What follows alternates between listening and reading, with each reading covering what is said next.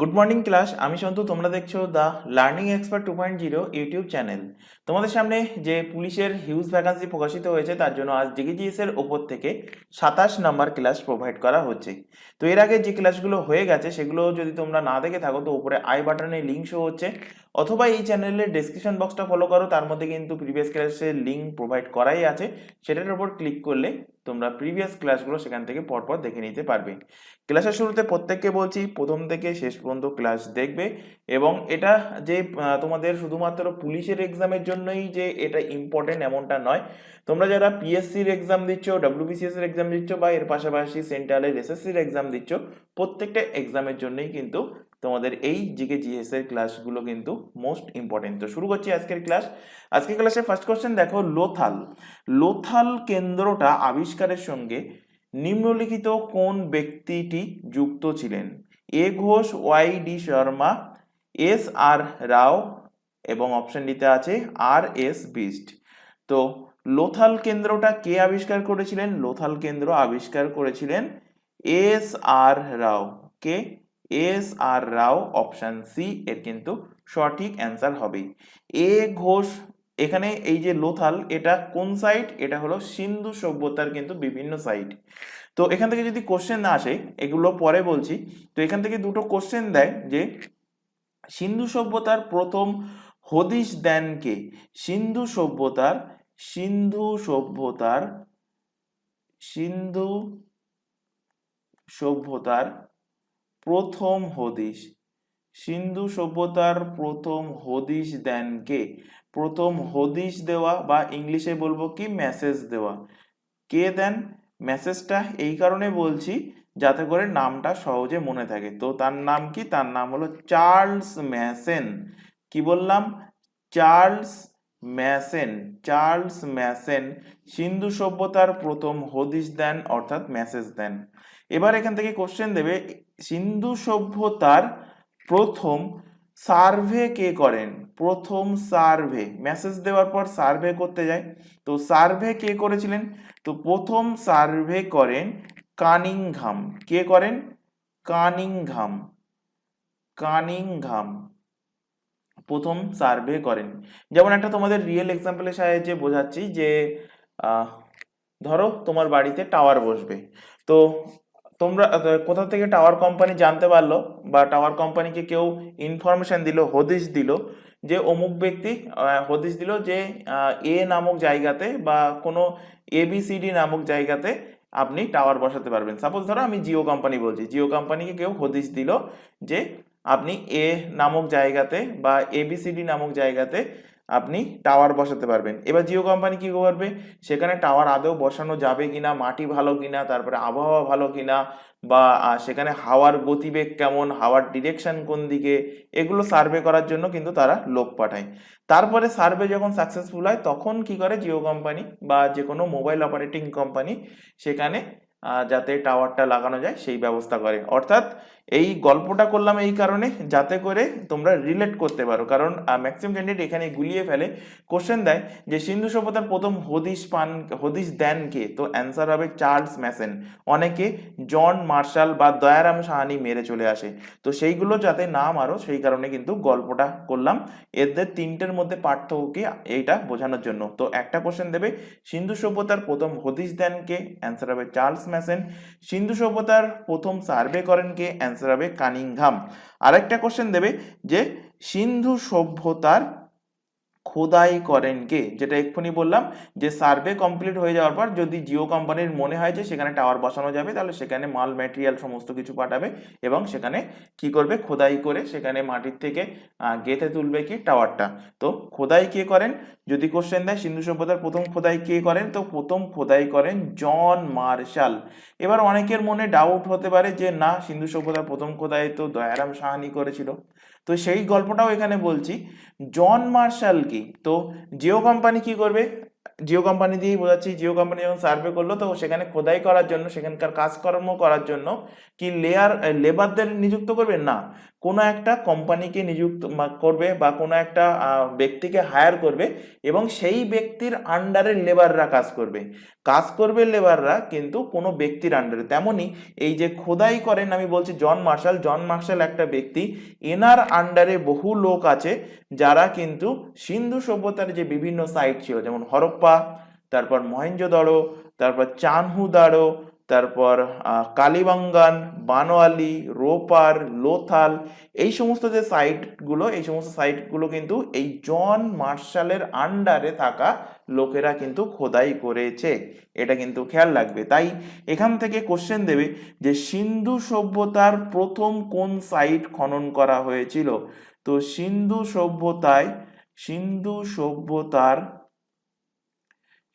সভ্যতার প্রথম খনন হয়। আচ্ছা, নেক্সট পেজে লিখছি, এখানে বাকি কিছু পয়েন্ট লিখতে হবে। কোশ্চেন দেবে যে সিন্ধু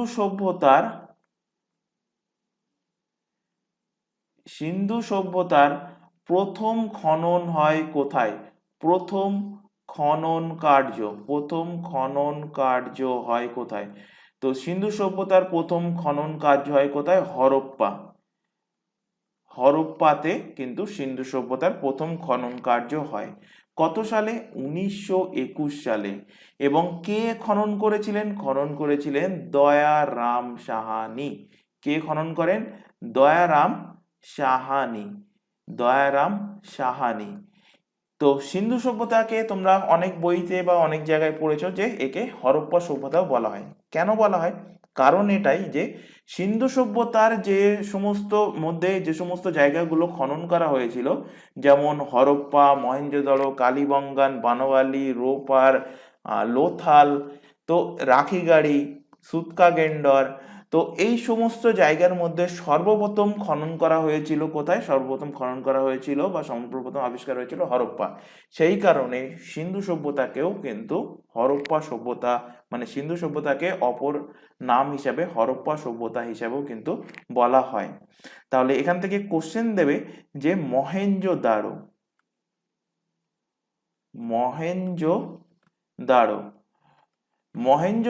খনন কে করেছিল? মহেঞ্জোদাড়োর খনন করে রাখাল দাস ব্যানার্জি। মহেঞ্জোদাড়ো থেকে যে কোশ্চেনটা বহুবার এক্সামে দিয়েছে যে সিন্ধু সভ্যতার সব থেকে বড় স্নানাগার কোথায় হদিশ মিলেছে। তো অ্যান্সার হবে কি? মহেঞ্জোদাড়োতে। আরেকটা কোশ্চেন দিয়েছে মহেঞ্জোদাড়োর অর্থ কি। তো মহেঞ্জোদাড়োর অর্থ হলো মৃতের স্তূপ। নেক্সট এখান থেকে রিলেট করো চানহুদাড়ো। তো চানহুদাড়ো কে আবিষ্কার করেছিলেন? চানহুদাড়ো আবিষ্কার করেছিলেন গোপাল মজুমদার আবিষ্কার করেছিলেন চানহুদাড়ো। এবার এখানে দেখো বাকি যে অপশনগুলো আছে, এই অপশনগুলো যদি আমি এখান থেকে রিলেট করাই, তাহলে দেখো এ ঘোষ কোন সাইটটা আবিষ্কার করেছিলেন। তো এ ঘোষ আবিষ্কার করেন কালীবাঙ্গান। এই কালীবাঙ্গানের থেকে কিন্তু চুরির হদিশ মেলে। কোশ্চেন দিয়েছিল যে চুরির হদিশ মেলেছিল সিন্ধু সভ্যতার কোন সাইট থেকে। তো অ্যান্সার হবে কালীবাঙ্গান। ওয়াই ডি শর্মা আবিষ্কার করেছিলেন রোপার। আর আর.এস. বিস্ট আবিষ্কার করেছিলেন বানওয়ালি।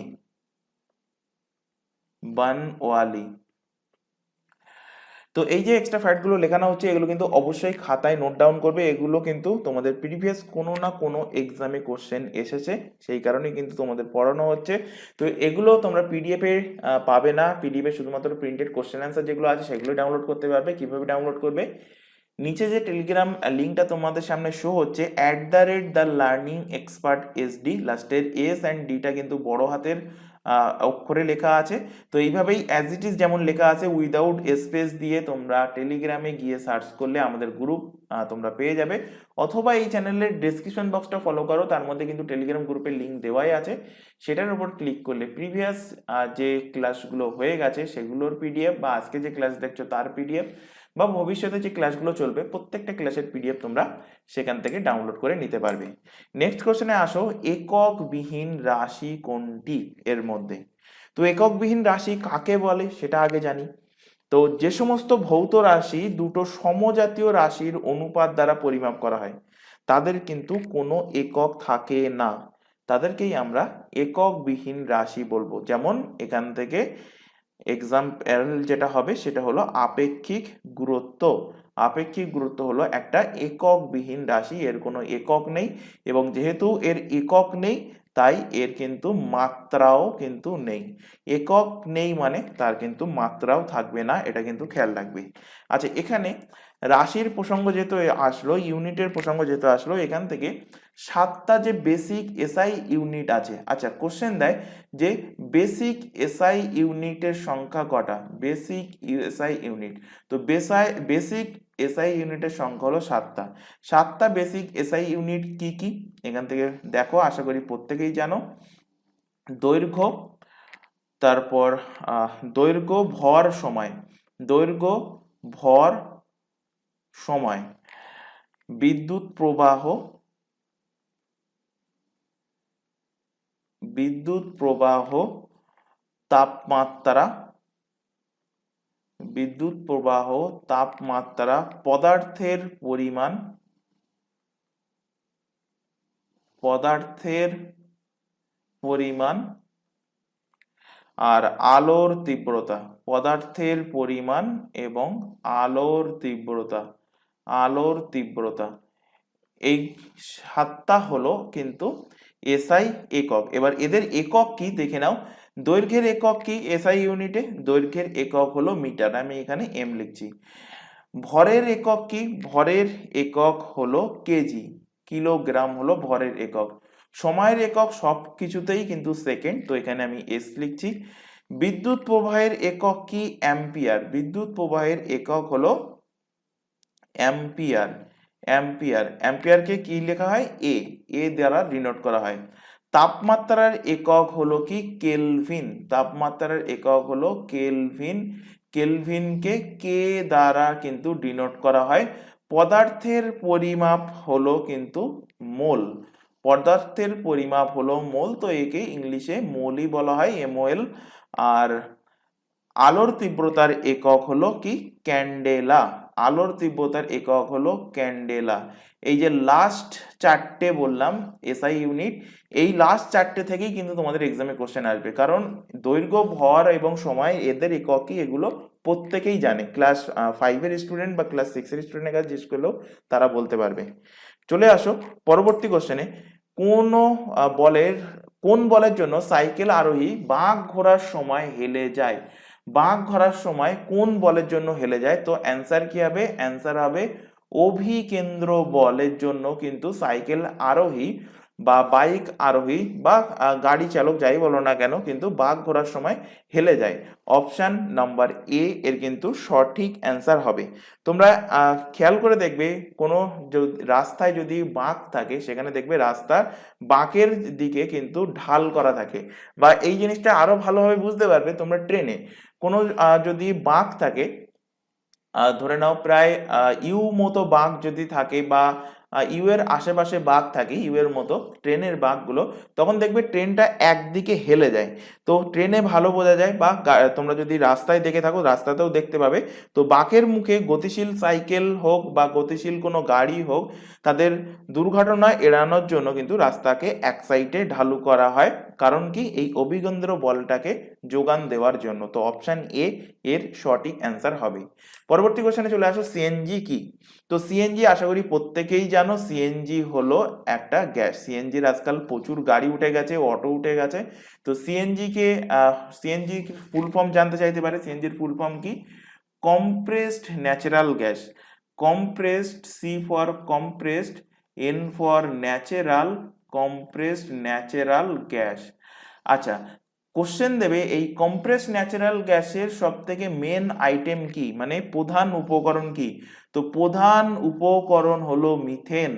প্রধান উপকরণ হলো সিএনজির মিথেন। মিথেনের সংকেত CH4 হলো কিন্তু সিএনজি এর প্রধান উপকরণ। চলে আসো পরবর্তী কোশ্চেন, জার্মান সিলভার। জার্মান সিলভারের উপকরণ কি? তো এটা বহুবার পড়িয়েছি এর আগের ক্লাসগুলোর মধ্যে, যারা রেগুলার বেসিসে সিরিয়াসভাবে ক্লাস দেখছো তারা আশা করি অ্যান্সার দিতে পারবে। তো অ্যান্সার কি হবে, জার্মান সিলভারের উপাদান কি? তার আগে তোমরা অ্যান্সার দাও, অ্যান্সারের কমেন্ট বক্সে কমেন্ট করে লেখো যে এর মধ্যে কোনটা অ্যান্সার হবে জার্মান সিলভার, যারা এর আগে ক্লাসগুলো করেছো। বা কেউ যদি অ্যান্সার জানা থাকে, কারোর যদি নতুন ক্লাস করো, অ্যান্সার জানা থাকলে তোমরা অবশ্যই কমেন্ট বক্সে কমেন্ট করো। তো আমি আরো অন্যান্য কিছু সংকর ধাতু আমি এখান থেকে লিখিয়ে নিই, তারপরে লাস্টে বলবো যে জার্মান সিলভারের সংকর ধাতু কি হবে। ততক্ষণ তোমরা কমেন্ট বক্সে কমেন্ট করে জানাও যে অ্যান্সার কি হবে। তো টাইপ মেটাল লেখো, টাইপ মেটাল লেখো এখানে, টাইপ মেটাল। টাইপ মেটালের কোন কোন ধাতুর সংকর ধাতু? টাইপ মেটাল হলো টিন, টাইপ মেটাল হলো অ্যান্টিমনি অর্থাৎ এসবি, এবং টাইপ মেটাল হলো লেড। এই তিনটে ধাতুর সংকর ধাতু। এসএন হলো টিন, এসবি হলো অ্যান্টিমনি, পিবি হলো লেড। তিনটে ধাতুর সংকর ধাতু কি? Type metal. নেক্সট দুটো একসাথে লিখবে, একটা লিখবে স্টেনলেস, স্টেনলেস স্টিল লেখো, স্টেনলেস স্টিল, এবং এর সাথে আরেকটা লেখো নাইক্রোম তার। নাইক্রোম তার বৈদ্যুতিক হিটারে কিন্তু ব্যবহার করা হয় নাইক্রোম তার। তো এই দুটো পাশাপাশি এই কারণে লেখায়, কারণ এদের কিন্তু একটা কমন, মানে একটা চারটে করে এদের সংকর ধাতু থাকে, মানে চারটে করে ধাতু থাকে, চারটে ধাতুর মিশ্রণে এই সংকর ধাতু দুটো কিন্তু তৈরি। তো একটা ধাতু কিলো আলাদা থাকে, বাকি তিনটে কমন থাকে, সেই কারণে পাশে পাশে লিখি যাতে করে তোমাদের মনে রাখতে সুবিধা হয়। তো স্টেনলেস স্টিলে কি থাকে? থাকে লোহা, থাকে ক্রোমিয়াম, থাকে নিকেল, এবং এই তিনটে জিনিস নাইক্রোম তারেও থাকে। লোহা থাকে, ক্রোমিয়াম থাকে এবং নিকেল থাকে। এছাড়া এদের সাথে আরো আরেকটা করে জিনিস থাকে যেগুলো এদের দুটো ধর্মকে আলাদা, মানে দুটো সংকর ধাতুকে আলাদা করে। কি কোন ধাতু সেটা? তো এই তিনটের সাথে আমি যদি কার্বন মিশিয়ে দিই তাহলে সেটা হয়ে যায় কি? হয়ে যায় সেটা স্টেনলেস স্টিল। আর এই তিনটে ধাতুর সাথে অর্থাৎ লোহা, ক্রোমিয়াম, নিকেলের সাথে আমি যদি ম্যাঙ্গানিজ মিশিয়ে দিই তাহলে সেটা হয়ে যায় কি? হয়ে যায় সেটা নাইক্রোম তার। তারপর এখান থেকে দেখো পিতল। পিতল, পিতলকে ইংলিশে কি বলবো? পিতলকে ইংলিশে বলবো ব্রাশ। নেক্সট আর লেখো এখান থেকে কাঁসা। কাঁসাকে ইংলিশে কি বলবো? কাঁসাকে ইংলিশে বলবো ব্রোঞ্জ। কাঁসাকে ইংলিশে বলবো ব্রোঞ্জ। তো পিতল কোন কোন ধাতুর সংকর ধাতু, বা কাঁসা কোন কোন ধাতুর সংকর ধাতু? তো এখান থেকেও মনে রাখার জন্য পাশাপাশি লেখাই এই দুটো, এই কারণে কারণ এখানেও একটা ধাতু কিন্তু কমন আছে দুটোর ক্ষেত্রে। কি সেটা? কপার। পিতলেও কপার আছে, কাঁসাতেও কিন্তু কপার আছে। পিতলে কপারের সাথে থাকে কিন্তু জিঙ্ক, আর কাঁসাতে কপারের সাথে থাকে কি? টিন। তো কপার আর টিনের মিশ্রণে যে সংকর ধাতুটা তৈরি সেটাকে বলবো কি? সেটাকে বলবো কাঁসা। আর পিতল এবং সরি, কপার এবং জিংয়ের মিশ্রণে যে সংকর ধাতুটা তৈরি হয় তাকে বলবো কি? পিতল। নেক্সট এখান থেকে লেখো গান মেটাল। গান মেটাল। গান মেটাল কোন কোন ধাতুর মিলে গান মেটাল সংকর ধাতুটা তৈরি? তো গান মেটালটা হলো copper plus zinc plus tin. বলতে পারো একভাবে যে পিতল এবং কাঁসা দুটোই কিন্তু গান মেটালের মধ্যে থাকে, এবং এর সাথে থাকবে কি? থাকবে লেড, পিবি। তো কপার, জিঙ্ক, টিন এবং লেড, এই চারটে ধাতুর সংকর ধাতু হলো কি? সংকর ধাতু হলো গান মেটাল। নেক্সট লেখো ফিউজ তার। ফিউজ তার।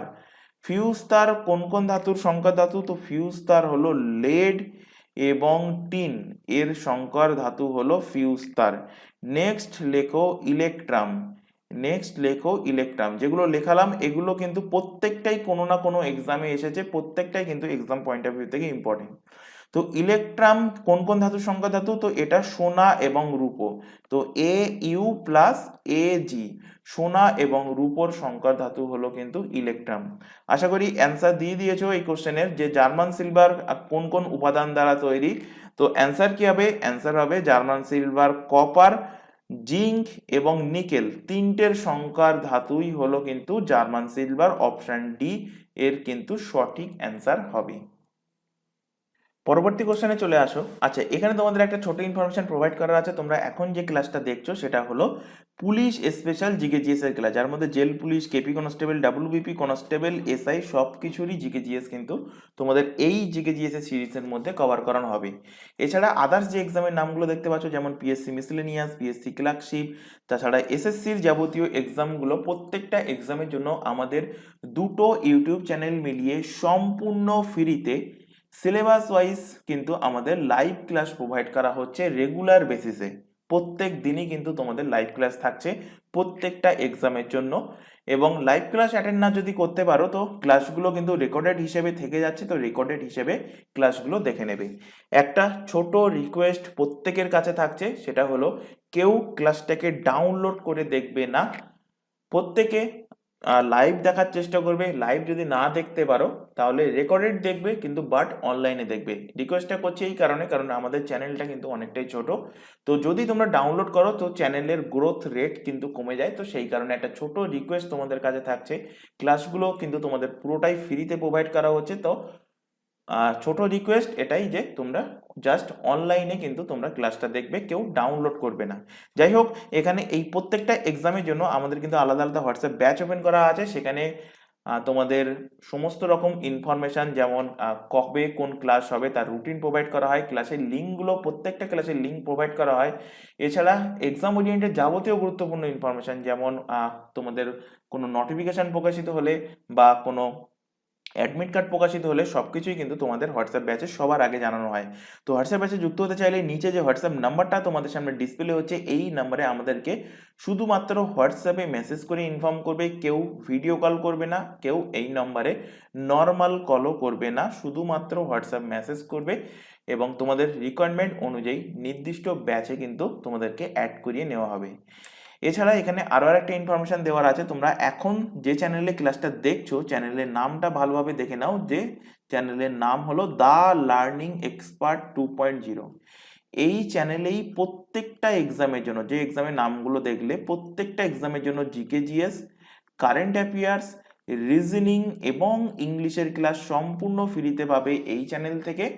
এবং ম্যাথের ক্লাসের জন্য আমাদের একটা নতুন চ্যানেল ওপেন করা হয়েছে, চ্যানেলের নামটা ভালোভাবে দেখে নাও, ম্যাথস বাই সন্তু স্যার। চ্যানেলটা একদমই নতুন, তাই প্রত্যেককে বলছি চ্যানেল, আর যেহেতু চ্যানেলটা নতুন তো চ্যানেলের লিঙ্ক আমরা এই ক্লাসের ডেসক্রিপশন বক্সে দিয়ে রেখেছি, তো সেখান থেকে তোমরা চ্যানেলের লিঙ্কের উপরে ক্লিক করে আমাদের নতুন ম্যাথের চ্যানেলে চলে আসতে পারবে।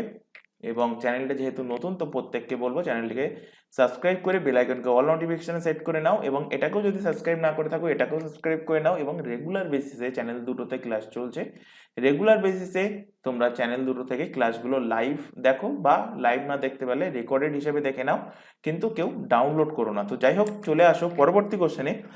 6 নম্বর কোশ্চেন, যক্ষার জন্য কোন ব্যাকটেরিয়া দায়ী? তো যক্ষার জন্য দায়ী সেটা হলো মাইকোব্যাকটেরিয়াম টিউবারকিউলোসিস, অপশন বি এর সঠিক অ্যান্সার। যক্ষার জন্য দায়ী ব্যাকটেরিয়া কি? দায়ী ব্যাকটেরিয়া হলো মাইকোব্যাকটেরিয়াম টিউবারকিউলোসিস। আচ্ছা, কোশ্চেন দেয় যে নিম্নের মধ্যে কোনটা ভাইরাস ঘটিত, নিম্নের মধ্যে কোনটা ব্যাকটেরিয়া ঘটিত রোগ? তো যক্ষা কি? যক্ষা কিন্তু ব্যাকটেরিয়া ঘটিত রোগ। তো এরকম কিন্তু কোশ্চেন থাকে, তো তার জন্য এখান থেকে নোট করে নাও যেগুলো এক্সাম পয়েন্ট অফ ভিউ থেকে ইম্পর্টেন্ট। ফার্স্টে লেখো যে ব্যাকটেরিয়া ঘটিত রোগ, ব্যাকটেরিয়া, ব্যাকটেরিয়া ঘটিত রোগ। তো এর মধ্যে কোনটা কোনটা ব্যাকটেরিয়া ঘটিত রোগ হতে পারে? তো যক্ষা, ফার্স্ট লেখো যক্ষা। আচ্ছা, যক্ষা কোন ব্যাকটেরিয়া ঘটিত রোগ সেটা এখানে তোমাদের কোশ্চেনেই ছিল, মাইকোব্যাকটেরিয়াম টিউবারকিউলোসিস। ব্যাকটেরিয়াকে কি বলা হয়? ব্যাকটেরিয়াকে টিভি, টিভি, টিউবারকিউলোসিস, টিভি বলা হয় কিন্তু ব্যাকটেরিয়াকে, সরি যক্ষাকে। যক্ষা ছাড়া ব্যাকটেরিয়া ঘটিত রোগ নেক্সট লেখো কলেরা, কলেরা। আচ্ছা, কলেরার জন্য দায়ী কোন ব্যাকটেরিয়া দায়ী যদি কোশ্চেন দেয়, তো অ্যান্সার কি হবে? Vibrio colliery, Vibrio colliery. আমরা ক্লাস 8-9-এ কিন্তু পড়ে এসেছি এই সমস্ত জিনিসগুলো। যারা সেখানে সিনসিয়ারলি পড়েছো তাদের এখন কাজে লাগবে, যারা পড়োনি তো এখন সিনসিয়ারলি ভাবে পড়ে নাও, কারণ এক্সামে কিন্তু এখান থেকে কোশ্চেন থাকবে। টাইফয়েড, নেক্সট লেখো টাইফয়েড। টাইফয়েড, তো টাইফয়েডও কিন্তু ব্যাকটেরিয়া ঘটিত রোগ। টাইফয়েড কিসের জন্য হয়, কোন ব্যাকটেরিয়া, তো salmonella typhi. Salmonella typhi, salmonella typhi. Next লেখো টিটেনাস। টিটেনাস, এক্সামে কোশ্চেন দিয়েছিল যে টিটেনাস, টিটেনাস কি ঘটিত রোগ, তো টিটেনাস হলো কিন্তু ব্যাকটেরিয়া ঘটিত রোগ। Clostridium, Clostridium, Clostridium tetany, Clostridium tetany, এই ব্যাকটেরিয়া ঘটিত রোগ হলো কি টিটেনাস। তাহলে চারটে বলে দিলাম ব্যাকটেরিয়া ঘটিত রোগ কি কি, যক্ষা, কলেরা, টাইফয়েড অ্যান্ড টিটেনাস। নেক্সট লেখো ভাইরাস ঘটিত রোগ। নেক্সট পয়েন্ট করো ভাইরাস ঘটিত রোগ। ভাইরাস ঘটিত, ভাইরাস ঘটিত রোগ কি কি, ভাইরাস ঘটিত রোগের মধ্যে ফার্স্ট লেখো chicken pox.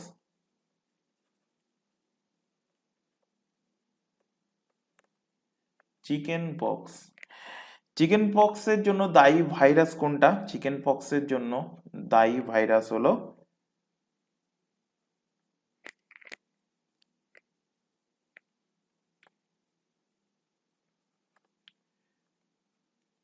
Varicella zoster virus. Zoster virus, অপশানে শুধুমাত্র জোস্টার ভাইরাস দেবে। ভ্যারিসেলা জোস্টার ভাইরাস চিকেন পক্সের জন্য দায়ী। নেক্সট লেখো স্মল পক্স।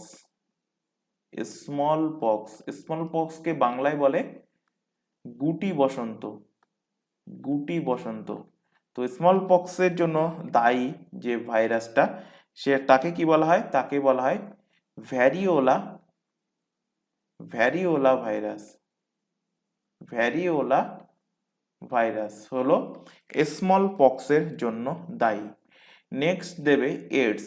এডসটা কিন্তু বহুবার দিয়েছে। এডস কি ঘটিত রোগ, ব্যাকটেরিয়া, প্রোটোজোয়া, ভাইরাস বা ছত্রাক, তো অ্যান্সার কি হবে, অ্যান্সার হবে এডস হলো ভাইরাস ঘটিত রোগ।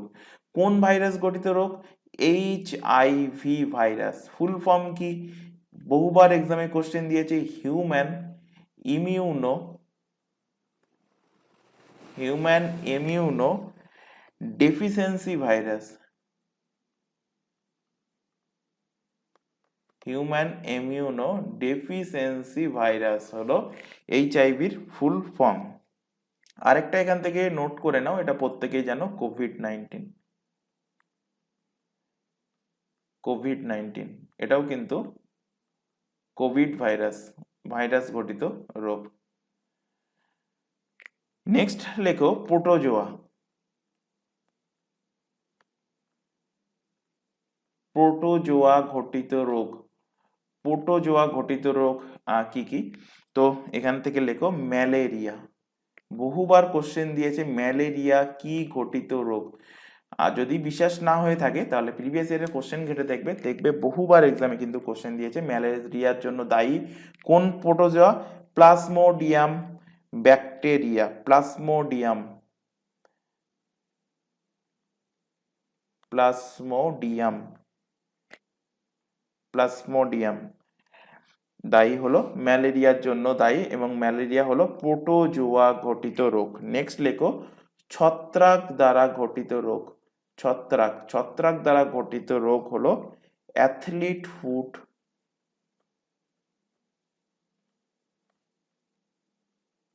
অ্যাথলিট ফুট, আর লেখো রিংওয়ার্ম, রিংওয়ার্ম।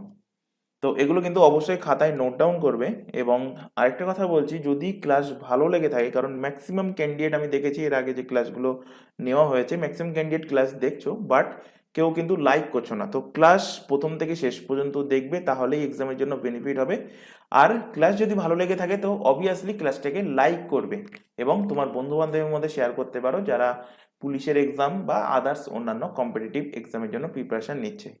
তো কোশ্চেনটা কি ছিল? কোশ্চেনটা ছিল যক্ষার জন্য দায়ী ব্যাকটেরিয়া কোনটা? তো মাইকোব্যাকটেরিয়াম টিউবারকিউলোসিস হলো যক্ষার জন্য দায়ী ব্যাকটেরিয়া। নেক্সট কোশ্চেনে চলে আসো, অপরিহার্য অ্যামাইনো অ্যাসিডের সংখ্যা কটা? তো মানবদেহে কতগুলো অ্যামাইনো অ্যাসিড বা প্রকৃতিতে কতগুলো অ্যামাইনো অ্যাসিড আছে যদি কোশ্চেন দেয়? প্রকৃতিতে প্রকৃতিতে অ্যামাইনো অ্যাসিড প্রকৃতিতে অ্যামাইনো অ্যাসিডের সংখ্যা কটা যদি কোশ্চেন দেয়? অ্যান্সার করবে 20টা। কটা অ্যামাইনো অ্যাসিড? 20টা। কিন্তু এর মধ্যে অপরিহার্য অপরিহার্য অ্যামাইনো অ্যাসিডের সংখ্যা কটা? অপরিহার্য অ্যামাইনো অ্যাসিডের সংখ্যা হলো 9টা। অপশন ডি এর সঠিক অ্যান্সার। তো প্রকৃতিতে কিন্তু 20টা অ্যামাইনো অ্যাসিড রয়েছে যা প্রোটিন বিল্ডিং এর ব্লক হিসেবে কিন্তু কাজ করে। এই অ্যামাইনো অ্যাসিডের মধ্যে 9টা অপরিহার্য অ্যামাইনো অ্যাসিড হিসেবে কিন্তু বিবেচিত হয়, যেগুলো আমরা খাদ্যের মাধ্যমে গ্রহণ করি, কারণ এটা দেহে তৈরি হয় না, সেই কারণেই অপরিহার্য অ্যামাইনো অ্যাসিড। তো এই 9টা অপরিহার্য অ্যামাইনো অ্যাসিড কি কি, এখানে নামগুলো লিখে দিচ্ছি, তোমরা নামগুলো নোট ডাউন করে নেবে এবং মুখস্থ রাখবে। তো ফার্স্ট লেখো হিস্টিডিন হিস্টিডিন সেকেন্ড লেখো আইসোলিউসিন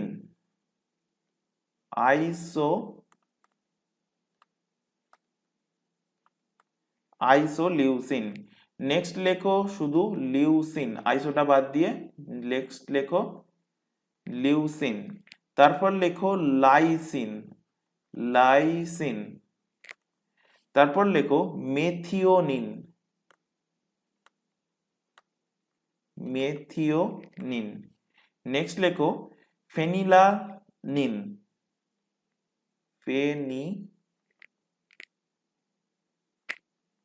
ফেনিলালনিন নেক্সট লেখো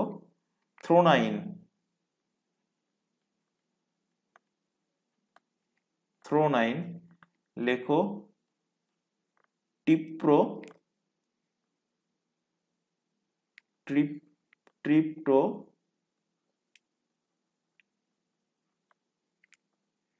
ট্রিপ্টোফোন।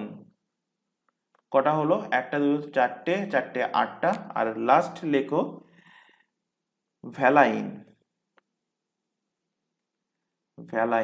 এগুলো হলো অপরিহার্য অ্যামাইনো অ্যাসিড। হিস্টিডিন, তারপর লিউসিন, লাইসিন, মেথিওনিন, ফেনিল্যালিন, থ্রোনাইন, ট্রিপ্টোফোন অ্যান্ড ভ্যালাইন, এইগুলো হলো কিন্তু অপরিহার্য 9টা অ্যামাইনো অ্যাসিড।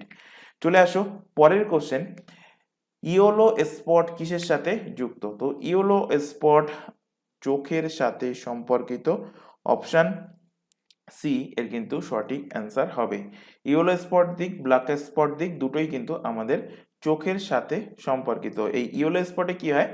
রেটিনার উপরে অবস্থিত ইয়েলো স্পটটা, এবং এই ইয়েলো স্পট প্রতিবিম্ব গঠনে আমাদের কিন্তু সাহায্য করে। পরবর্তী কোশ্চেনে চলে আসো, কোনটি তৃতীয় শ্রেণীর লিভারের উদাহরণ? আচ্ছা, লিভার, এখান থেকে আমি একটু ছবি এঁকে বোঝাবো 3টে শ্রেণীর লিভার, যাতে করে সহজে মনে থাকে। মানে সব এক্সাম্পল, এমন এক্সাম্পল মাঝে মাঝে কোশ্চেনে দেখা গিয়েছে যেগুলো হয়তো সাপোজ স্টুডেন্টদের পড়ানো হয় না, কিন্তু কিভাবে কোনটা প্রথম শ্রেণীর লিভার, কিভাবে কোনটা সেকেন্ড শ্রেণীর লিভার, কিভাবে কোনটা তৃতীয় শ্রেণীর লিভার হচ্ছে, সেটা যদি জানা থাকে তাহলে সহজে তোমরা অ্যান্সার করতে পারবে। তো ফার্স্টে আমরা জানি যে লিভার কাকে বলে। তো লিভার হলো এমন একটা সোজা বা বাঁকানো দণ্ড, ভালোভাবে শুনবে, আমি কিন্তু মুখে বলছি, লেখানো সম্ভব নয়, কারণ এইগুলো আমরা কিন্তু ক্লাস 7-8-এ পড়ে এসেছি। যদি তোমাদের সম্ভব হয়, যদি তোমাদের পুরানো বই থেকে থাকে দেখবে, বা তোমাদের ভাই বোনেদের কাছ থেকে বই কালেক্ট করে দেখে নেবে যে লিভারের ব্যাপারে কিন্তু সেখানে লেখা আছে। তবে প্রেফার করবে পুরানো বই যদি হয়, সেখানে ডিটেলসে ছিল। এখন আজকালকার যে রং বেরঙের বই হয়েছে সেখানে অর্ধেক জিনিস থাকে, অর্ধেক জিনিস থাকে না। তো যাই হোক, তো শোনো, ভালোভাবে শুনলে হয়ে যাবে। তো কোনটা তৃতীয় শ্রেণীর লিভারের উদাহরণ? তো লিভার কাকে বলে ফার্স্টে দেখো। তো তো লিভার হলো এমন একটা সোজা বা বাঁকানো শক্ত দণ্ড যা একটা স্থির বিন্দুকে কেন্দ্র করে ওই বিন্দু চারিদিকে অবাধে ঘুরতে পারে। ওই স্থির বিন্দুকে আমি কি বলবো? আলম্ব। আমি বলছি না, এরা সায়েন্টিস্টরাই বলেছে। তো ওই স্থির বিন্দুকে কি বলা হয়? আলম্ব। আর এই আলম্বের এক সাইডে বা বিপরীত দিকে দুটো বিন্দুর একটাতে বল ক্রিয়া করবে, আরেকটা বিন্দুতে কিন্তু ভার ক্রিয়া করবে। কি বলেছি? ওই আলম্বের একই দিকেই ভর এবং বল ক্রিয়া করতে পারে, বা বিপরীত দিকে একদিকে বল এবং অপর দিকে ভার ক্রিয়া করবে। তাকেই আমি কি বলবো? তাকেই আমি বলবো লিভার। লিভারকে কটা ভাগে ভাগ করা যায়? তিনটে শ্রেণীতে ভাগ করা যায়। কি কি? প্রথম শ্রেণীর লিভার, দ্বিতীয় শ্রেণীর লিভার আর তৃতীয় শ্রেণীর লিভার। তো এখানে ফার্স্টে হেডিং করো প্রথম শ্রেণীর লিভার। প্রথম প্রথম শ্রেণীর লিভার। প্রথম শ্রেণীর লিভার, কিছু উদাহরণ এখান থেকে বলে দেবো। তার আগে ছবিটা ভালোভাবে খেয়াল করো। তোমাদের প্রত্যেকেরই আশা করব যে তোমরা টিউবওয়েল দেখেছো। টিউবওয়েল, আমি একটা, আমার হাতে ছবি অত ভালো না, তো আমি একটা রেডিমেড আঁকছি, বোঝার চেষ্টা, মানে যেটা বোঝাবো সেইটা ভালোভাবে বুঝতে পারলেই হলো, ছবি ভালো হোক আর খারাপ হোক। তো টিউবওয়েল তোমরা দেখেছো এরকম ধরনের।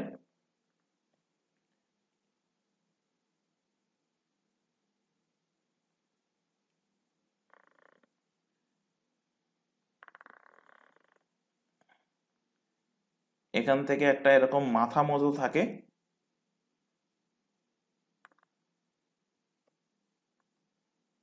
আর এখান থেকে একটা হাতল থাকে।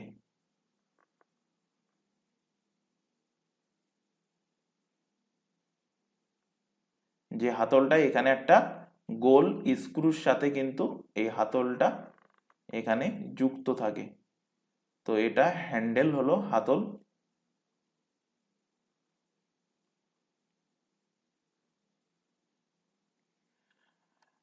আর এই দণ্ডটা এখানে একটা রডের সাথে, এখানে স্ক্রু, এই গোল মতো স্ক্রু দিয়ে একটা রড এই কলের মধ্যে ওঠা নামা করে, যার মধ্যে ওয়াশার লাগানো থাকে। সেই ওয়াশার দিয়ে জল নিচ থেকে, মানে যখন টানা হয় জল নিচ থেকে উপরে ওঠে। তো এখানে কি করা হয়? এখানে আমরা যখন কল পাম্প করি, তো কল পাম্প করছি মানে কি? সেখানে বল প্রয়োগ করছি। তো আমরা কোথায় বল প্রয়োগ করি? আমরা এই জায়গাতে কিন্তু বল প্রয়োগ করি। কোথায় প্রয়োগ করি?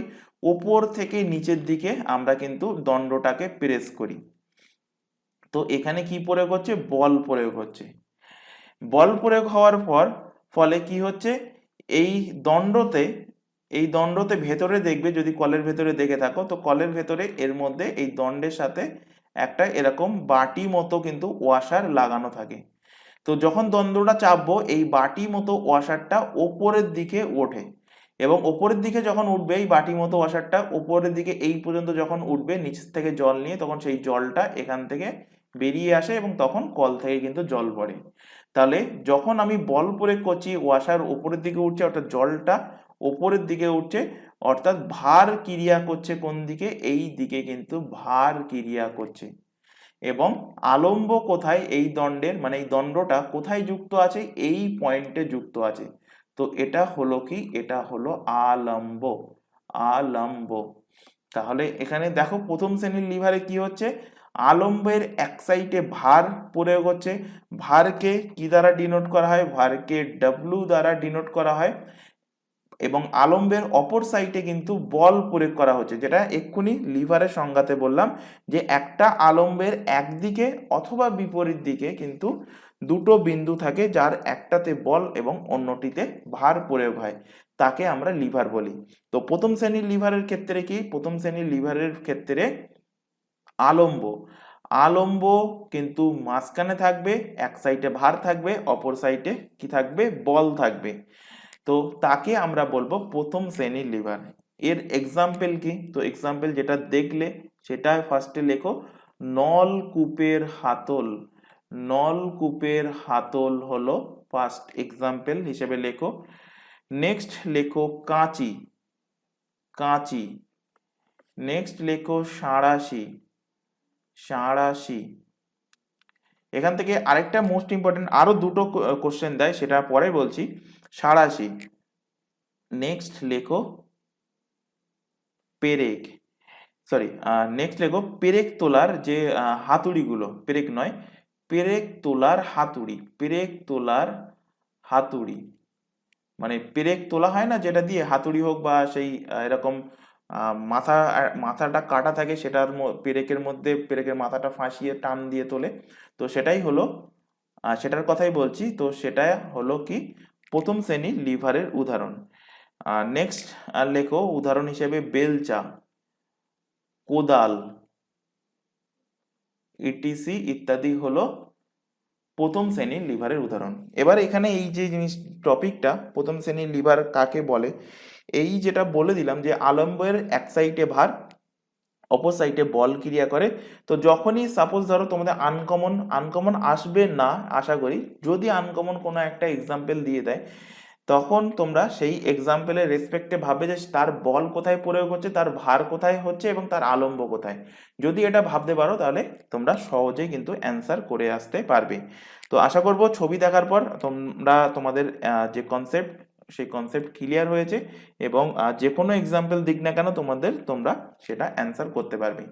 এবার প্রথম শ্রেণীর যে লিভার, প্রথম শ্রেণীর লিভার থেকে একটা কোশ্চেন দেয় যে এর যান্ত্রিক সুবিধা কি। তো প্রথম শ্রেণীর লিভারের যান্ত্রিক সুবিধা সবসময় কিন্তু একের থেকে বেশি, অর্থাৎ গ্রেটার দ্যান ওয়ান, প্রথম শ্রেণীর লিভারের যান্ত্রিক সুবিধা। এখান থেকে আরো দুটো মোস্ট ইম্পর্টেন্ট কোশ্চেন দেবে, সেই দুটো কি সেটাই কিন্তু এক্সামের জন্য ইম্পর্টেন্ট, সেটা এখান থেকে নোট ডাউন করে নাও। যে প্রথম শ্রেণীর লিভারের একটা উদাহরণ হলো কিন্তু ঢেঁকি। এছাড়া প্রথম শ্রেণীর লিভারের আরেকটা উদাহরণ হলো সাধারণ তুলা যন্ত্র। সাধারণ তুলা যন্ত্র মানে বাজারে গেলে তোমরা যেটাকে দাড়ি পাল্লা বলো, দাড়ি পাল্লায় মেপে দেয়, সেই দাড়ি পাল্লা বা সাধারণ তুলা যন্ত্র হলো প্রথম শ্রেণীর লিভারের উদাহরণ। কোশ্চেন দুটো মোস্ট ইম্পর্টেন্ট কেন? কারণ হলো ঢেঁকি, এক্ষুনি কি বললাম, প্রথম শ্রেণীর লিভারের যান্ত্রিক সুবিধা একের থেকে কিন্তু বেশি, একের থেকে বেশি যান্ত্রিক সুবিধা। তো এখানে এই ঢেঁকি এবং সাধারণ তুলাযন্ত্র এই দুটো এমন একটা জিনিস, আগে ফার্স্টে ঢেঁকি নিয়ে বলি। তো ঢেঁকি হলো এমন একটা এক্সাম্পল বা এমন একটা জিনিস যার যান্ত্রিক সুবিধা, যেটা প্রথম শ্রেণীর লিভার হওয়া সত্ত্বেও এর যান্ত্রিক সুবিধা একের কম। তো ঢেঁকির যান্ত্রিক সুবিধা, ঢেঁকির যান্ত্রিক সুবিধা একের কম। কারণ দেখবে যদি গ্রামের অঞ্চলের দিকে, শহরে তো নেই, গ্রাম অঞ্চলের দিকে কোথাও না কোথাও যদি ঢেঁকি থাকে বা তোমরা পরিচিত যদি থাকো, তো ঢেঁকিতে দেখবে, ঢেঁকিতে ওই ধান বা চিড়ে এই সমস্ত জাতীয় জিনিস বা ডাল ভাঙা এই সমস্ত জিনিস হয়ে থাকে। তো ঢেঁকিটা যে পা দিয়ে উঁচু করে বা নামায়, তো তার সব থেকে কষ্ট বেশি হয়। যান্ত্রিক সুবিধা একের বেশি হওয়ার অর্থ কি আমাদের কিন্তু কষ্ট কম হবে, কিন্তু ঢেঁকিতে উল্টো হয়, ঢেঁকিতে কিন্তু কষ্ট বেশি হয়, অথচ ঢেঁকি হলো প্রথম শ্রেণীর লিভার।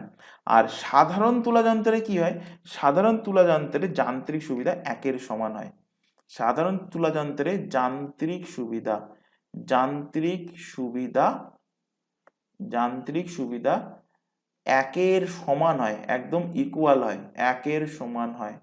তাই কোশ্চেন দেবে প্রথম শ্রেণীর লিভারের এর মধ্যে কোনটি এমন প্রথম শ্রেণীর লিভারের উদাহরণ যার যান্ত্রিক সুবিধা একের সমান। সেখানে নলকূপের হাতল থাকবে, সেখানে বেলচা থাকবে, সেখানে সাধারণ তুলা যন্ত্র থাকবে, সেখানে ঢেঁকি থাকবে। এইবার এই পয়েন্ট দুটো যদি মনে না থাকে তাহলে কিন্তু তোমাদের এক্সামে গিয়ে ভুল করে আসতে হবে। তো কেয়ারফুলি খাতায় নোট ডাউন করবে স্টার মার্ক দিয়ে। দুটো ব্যতিক্রম আছে, ঢেঁকি যান্ত্রিক সুবিধা একের কম কোনটা ঢেঁকির, আর যান্ত্রিক সুবিধা একের সমান কোনটা সাধারণ তুলা যন্ত্র। এটা বাদ দিয়ে বাকি যে এক্সাম্পল গুলো দিলাম প্রত্যেকটারই কিন্তু যান্ত্রিক সুবিধা একের বেশি। তো আলোচনা করলাম কি প্রথম শ্রেণীর লিভার নিয়ে। তো যে লিভারে আলম্ব বিন্দুর একদিকে ভার এবং অন্যদিকে প্রযুক্ত বল ক্রিয়া করে তাকে আমরা প্রথম শ্রেণীর লিভার বলবো। নেক্সট এখান থেকে পয়েন্ট করো দ্বিতীয় শ্রেণীর লিভার। নেক্সট পয়েন্ট করো দ্বিতীয় শ্রেণীর লিভার। দ্বিতীয় শ্রেণীর লিভার। দ্বিতীয় শ্রেণীর লিভারের ক্ষেত্রে তোমরা আশা করি ছেলেদের কাছে তো অপরিচিত নয়, কারণ ছেলেদের দাঁতই হচ্ছে ওপেনার। যাই হোক, কয়েকজন হয়তো রিলেট করতে পারবে, যাই হোক বেশি ডিটেলসে যাচ্ছি না। তো ওপেনার, বোতল ওপেনার, বোতল ওপেনার আশা করি প্রত্যেকে দেখেছো, কাঁচের যে সমস্ত কোল্ড ড্রিঙ্কস গুলো হয়, সেই কোল্ড ড্রিঙ্কস বোতলের যে ওপেনার বা সসের বোতলে যে ওপেনার গুলো অনেকটা এইরকম ধরনের কিন্তু দেখতে হয়ে থাকে। তো এই যে ওপেনার, এটা হলো কিন্তু দ্বিতীয় শ্রেণীর লিভারের উদাহরণ। এখানে দেখো, এখানে যে প্রযুক্ত যে ভার, প্রযুক্ত ভারটা ক্রিয়া করে কোথায়? প্রযুক্ত ভারটা ক্রিয়া করে কিন্তু এখানে। এখানে আলম্ব কোথায়? আলম্ব হলো কিন্তু এইরকম জায়গায় কিন্তু আলম্ব থাকে।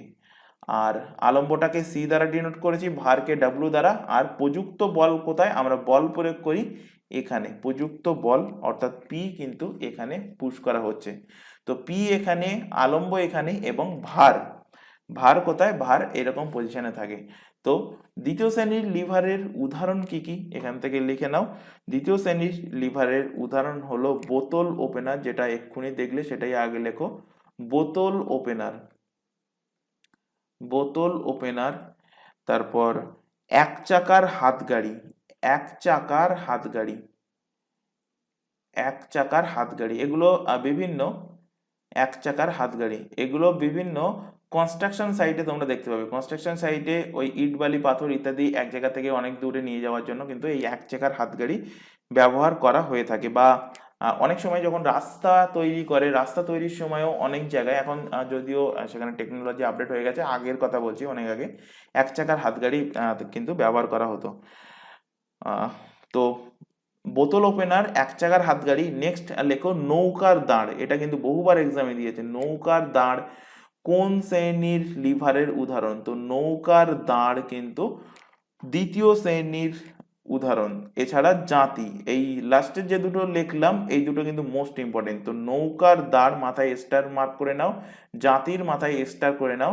তো নৌকার দাঁড়, জাতি, জাতি বলতে সুপারি, পান সুপারি যারা খায় যাদের বাড়ি, তারা দেখবে তাতে কিন্তু জাতি থাকে সুপারিগুলোকে কাটার জন্য, কুচানোর জন্য। তো সেই জাতি, নৌকার দাঁড়, বোতল ওপেনার, এক চাকার হাতগাড়ি হলো দ্বিতীয় শ্রেণীর লিভারের উদাহরণ। নেক্সট এখান থেকে লেখো তৃতীয় শ্রেণীর লিভার, তৃতীয় শ্রেণীর লিভার, তৃতীয় শ্রেণীর লিভার, তৃতীয় শ্রেণীর লিভারের উদাহরণ কি? তো এখান থেকে দেখো, আমি এখানে একটা হাতের ছবি আঁকছি।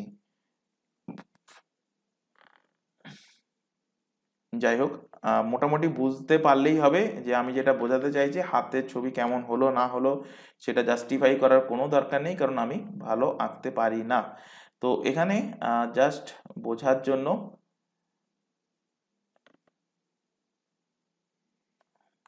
হাতে ধরো কোনো একটা বস্তু, কিছু একটা আছে, কোনো একটা ভারী বস্তু, ধরো ইট বা কোনো পাথর আছে।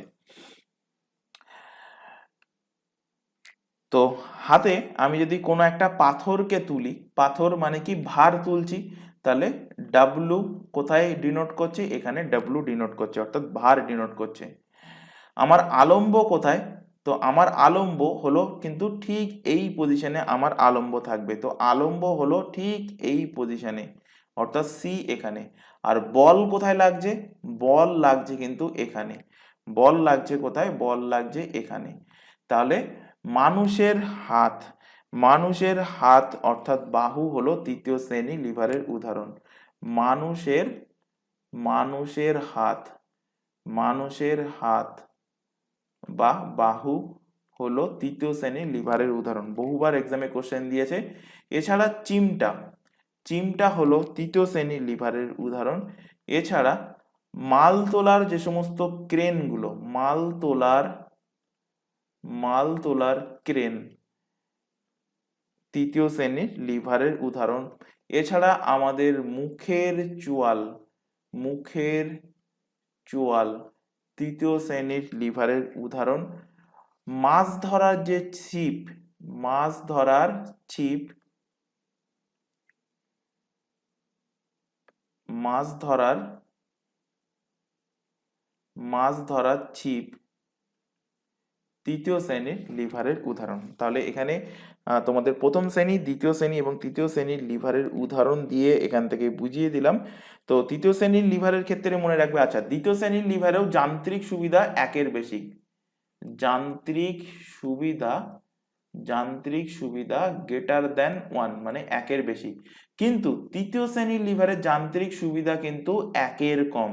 তৃতীয় শ্রেণীর লিভারের খেয়াল রাখবে, কোশ্চেন দেয় যে কোন শ্রেণীর লিভারের যান্ত্রিক সুবিধা, কোন শ্রেণীর লিভারের যান্ত্রিক সুবিধা একের কম, তো তৃতীয় শ্রেণীর লিভারের যান্ত্রিক সুবিধা কিন্তু একের কম, বাকি দুটোর ক্ষেত্রে একের বেশি। কিন্তু প্রথম শ্রেণীর লিভারের একটা ব্যতিক্রম আছে, যেটা হলো ঢেঁকি, যার যান্ত্রিক সুবিধা একের কম। আচ্ছা এখানে অ্যান্সার কি হবে তাহলে, কোনটি তৃতীয় শ্রেণীর লিভারের উদাহরণ? তোমাদের বেলচা বলে দিয়েছি, বেলচা কি, বেলচা হলো প্রথম শ্রেণীর লিভারের উদাহরণ, তো হবে না। জাতি দ্বিতীয় শ্রেণীর লিভারের উদাহরণ, হবে না। শাবল হবে না। হবে কোনটা, চিমটা, চিমটা হলো তৃতীয় শ্রেণীর লিভারের উদাহরণ, অপশন নাম্বার ডি এর কিন্তু সঠিক অ্যান্সার হবে। নেক্সট কোশ্চেনে চলে আসো, কোন বৌদ্ধ সম্মেলন কোন বৌদ্ধ সম্মেলনে হিনজান এবং মহাযান শাখায় বৌদ্ধরা বিভাজিত হয়? কোন বৌদ্ধ সম্মেলনে কোন বৌদ্ধ সম্মেলনে হিনজান এবং মহাযান শাখায় বৌদ্ধরা বিভাজিত হয়? তো লাস্ট যে বৌদ্ধ সঙ্গীত আয়োজন হয়েছিল কবে, মানে কোনটা? তো আয়োজন হয়েছিল চতুর্থ বৌদ্ধ সম্মেলন। তো চতুর্থ বৌদ্ধ সম্মেলনে কিন্তু হিনজান এবং মহাযান দুটো শাখায় বৌদ্ধরা কিন্তু বিভক্ত হয়ে যায়, তো অপশন নাম্বার ডি এর কিন্তু সঠিক অ্যান্সার হবে। এবার এখান থেকে রিলেট করো যে প্রথম যে বৌদ্ধ সম্মেলন, এখান থেকে কোশ্চেন দেয় প্রথম বৌদ্ধ সম্মেলন কত সালে হয়েছিল? হয়েছিল সেটা খ্রিস্টপূর্বাব্দ 483, 483 বিফোর ক্রাইস্ট বিসিতে হয়েছিল। কোথায় আয়োজন হয়েছিল? রাজগীর। কোথায় আয়োজন হয়েছিল? রাজগীরে আয়োজন হয়েছিল। কে আয়োজন করেছিল? ভেরি ভেরি ইম্পর্টেন্ট কোশ্চেন দিয়েছিল, সরি আয়োজন করেছিল অজাতশত্রু আয়োজন করেছিল। এবং অধ্যক্ষ কে ছিল, কার অধীনে এটার আয়োজন হয়েছিল? তো অধ্যক্ষ ছিল মহাকাশ্যপ। এখান থেকে প্রত্যেকটা পয়েন্ট থেকে প্রথম বৌদ্ধ সম্মেলন কবে হয়েছে কোশ্চেন দিতে পারে, তাহলে একটা কোশ্চেন হলো। কোথায় আয়োজন হয়েছে? রাজগীর, 2 নম্বর কোশ্চেন হলো। কে আয়োজন করেছিল প্রথম বৌদ্ধ সম্মেলন? 3 নম্বর কোশ্চেন হলো। অধ্যক্ষ কে ছিল? মহাকাশ্যপ, 4 নম্বর কোশ্চেন হলো। তো 4টে কোশ্চেন কিন্তু এখান থেকে হয়ে যাচ্ছে। তোমরা ভাবছো যে প্রত্যেকটা ক্লাসে 25টা করে কোশ্চেন করানো, সরি 20টা করে কোশ্চেন করানো হচ্ছে বলে যে মাত্র 20টা কোশ্চেন না, প্রত্যেকটা কোশ্চেনের মধ্যে যে ডিটেলসে ডিসকাস করা হচ্ছে প্রত্যেকটাই কিন্তু কোনো না কোনো এক্সামে, কোনো না কোনো এক্সাম বলতে যে তোমাদের শুধুমাত্র পুলিশের এক্সামে এসছে এমনটা নয়, আদার্স পিএসসির এক্সাম বলো বা স্টেটের অন্যান্য এক্সাম বলো বা সেন্ট্রালের এক্সাম বলো, কোনো না কোনো এক্সামে কিন্তু কোশ্চেন দিয়েছে এবং এক্সাম পয়েন্ট অফ ভিউ থেকে ইম্পর্টেন্ট। তাই বারবার বলছি, খাতায় নোট ডাউন তো অবশ্যই করবে, তার পাশাপাশি রেগুলার বেসিসে এগুলো কিন্তু তোমরা বাড়িতে পড়বে, রেগুলার বেসিসে রিভিশন করবে প্রিভিয়াস ক্লাসগুলো। আরেকটা কথা, ক্লাস ভালো লাগলে, আবারও বলছি, ক্লাস ভালো লাগলে ক্লাসটাকে কিন্তু অবশ্যই অবশ্যই লাইক করবে। দ্বিতীয় সম্মেলন এর ঠিক 100 বছর পর, তাহলে 100 বছর পরে কবে? 383 বিসিতে। এবার অনেকের মনে ডাউট হতে পারে যে 100 বছর পর মানে 583 হওয়ার কথা ছিল, কিন্তু 383 কেন? কারণ এখানে দেখো আমি লিখছি বিসি, বিফোর ক্রাইস্ট, মানে খ্রিস্টপূর্বাব্দ। তো খ্রিস্টপূর্বাব্দ মানে কি? খ্রিস্টপূর্বাব্দ মানে কিন্তু সেটা আস্তে আস্তে জিরোর দিকে আসে, তারপরে সেটা খ্রিস্টাব্দ হবে। তো 100 বছর পর অর্থ হলো 383 খ্রিস্টপূর্বাব্দে দ্বিতীয় বৌদ্ধ সম্মেলনের আয়োজন হয়। কোথায় আয়োজন হয়? আয়োজন হয় বৈশালী। তোমাদের অনেকের হয়তো বিশ্বাস না হতে পারে যে এই কোশ্চেনগুলো ফালতু পড়াচ্ছে, কোশ্চেন এক্সামে আসে না, তো বিশ্বাস না হলে তোমরা দুটো কাজ করতে পারো, হয় ক্লাসটাকে অ্যাভয়েড করতে পারো, আর 2 নম্বর কাজ করতে পারো যে প্রিভিয়াস ইয়ারে এসছে কিনা সেটা রিচেক করতে পারো। যদি দেখো যে এসেছে তাহলে বিলিভ করে নাও যে স্যার ঠিকঠাক পড়াচ্ছে, আর যদি মনে করো যে না উল্টোপাল্টা পড়ানো হচ্ছে তাহলে অ্যাভয়েড করতে পারো। আর একটা কথা বলবো যে যদি ক্লাস এখনো পর্যন্ত ভালো লেগে থাকে তো ক্লাসটাকে লাইক করবে, আর প্রথম থেকে শেষ পর্যন্ত দেখবে। এমনটা নয় যে এখন 3টে 4টে কোশ্চেন দেখলাম, পরে 3টে 4টে। ক্লাস কিন্তু তোমাদের উপরে বার্ডেন হয়ে যাবে। বার্ডেন বলতে কি, মানে প্রত্যেকদিন একটা করে ক্লাস করানো হচ্ছে। এবার সাপোজ ধরো আজকে তুমি 5টা কোশ্চেন করে, আর মনে করো যে ভালো লাগছে না, কালকে দেখবো। কালকে কিন্তু আরো আবার নতুন 20টা করানো হচ্ছে। তো কালকে আবার ভাবলে যে 10টা করে আর করবো না, আর রেখে দেবো, তাহলে বাকি থেকে গেলো কটা? কালকের 10টা আর আজকের 15টা, তাহলে বাকি থাকলো টোটাল 25টা। পরের দিন আবারও আমি কিন্তু 20টা কোশ্চেন পড়াচ্ছি, তাহলে তোমার ওপরে প্রেশার চলে আসলো কটা? 45টা কোশ্চেনের প্রেশার চলে আসলো। এবার শুধুমাত্র প্রত্যেকদিন পুলিশের ক্লাস হচ্ছে না, এর পাশাপাশি পিএসসির ক্লাস চলছে, এর পাশাপাশি এসএসসিরও ক্লাস চলছে। সেখানেও প্রত্যেকটা ক্লাসে কিন্তু প্রায় এরকম 20টা কোশ্চেন। আচ্ছা, 20টা কোশ্চেন খালি আমি এটা যে কোশ্চেনটা রেখেছি সেইটার কথা বলছি। 20টা কোশ্চেনও না, যদি তুমি এখানে দেখো যে এখন 1 থেকে 10 নম্বর কোশ্চেনের মধ্যে যা ডিসকাস করেছি, তো এর মধ্যে দেখতে পারো এই যে দ্বিতীয় শ্রেণীর লিভার, তৃতীয় শ্রেণীর লিভার, এগুলো যা ডিসকাস করেছি, এখান থেকেই অন্তত তোমাদের 10টা কোশ্চেন এর মধ্যে লুকিয়ে আছে। তার আগের কোশ্চেনে দেখো অপরিহার্য অ্যামাইনো অ্যাসিড, এখান থেকেও 2-3টে কোশ্চেন লুকিয়ে আছে। তার আগে দেখো এই যে ভাইরাস ঘটিত রোগ, প্রোটোজোয়া ঘটিত রোগ, ছত্রাক ঘটিত রোগ বা ব্যাকটেরিয়া ঘটিত রোগ, এর মধ্যেও থেকেও কিন্তু প্রায় 8টা থেকে 10টা কোশ্চেন লুকিয়ে আছে। তার আগে দেখো এখানে জার্মান সিলভারের, এখানে যেমন লিখেছি যে বাকি 3টে 6টা 7টা 8টা 9টা 9টা তোমাদের এখানে সংখ্যার ধাতুর ব্যাপারে আলোচনা করেছে। 9টাই কিন্তু কোনো না কোনো এক্সামে এসেছে, তো 9টাই কিন্তু তোমাদের এক্সাম পয়েন্ট অফ ভিউ থেকে ইম্পর্টেন্ট। তার আগে দেখো সিএনজি, সিএনজি থেকে যে কোশ্চেনটা ছিল যে সিএনজি কি গ্যাস, ফুল ফর্ম দিতে পারে। সিএনজির মেন উপাদান কি? মিথেন। মিথেনের সংকেত কি? CH4। তাহলে এখান থেকেই 4টে কোশ্চেন। তো এরকম করে করে একটা ক্লাস যদি তোমরা কমপ্লিট দেখো, তাহলে সেই ক্লাসের মধ্যে প্রায় আমি বলতে পারি 70 থেকে 80টা কোশ্চেন, কম করে 70 থেকে 80টা কোশ্চেন কিন্তু কভার করানো হচ্ছে প্রত্যেকটা ক্লাসে। তাই প্রত্যেককে বলছি প্রথম থেকে শেষ পর্যন্ত ক্লাস দেখবে, রিভিশন করবে প্রিভিয়াস ক্লাসগুলো।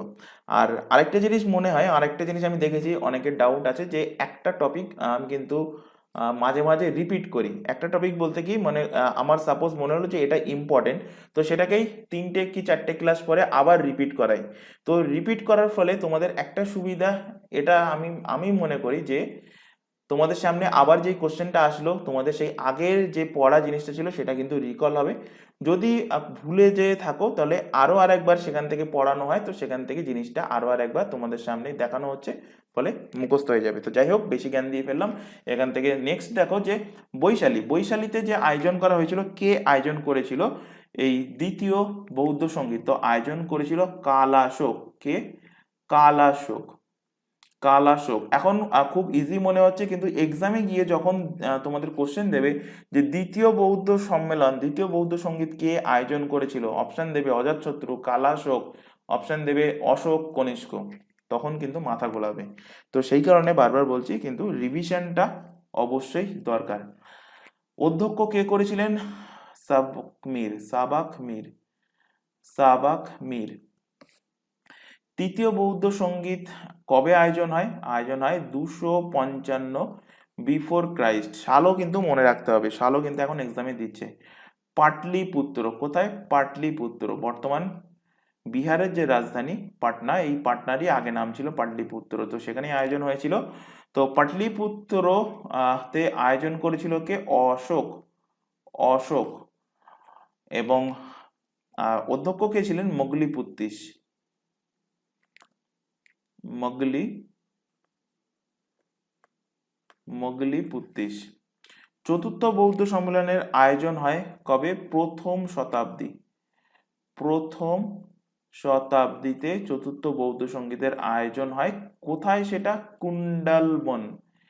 কুন্ডালবন। কুন্ডালবন কোন স্টেটের মধ্যে পড়ে? জম্মু অ্যান্ড কাশ্মীর।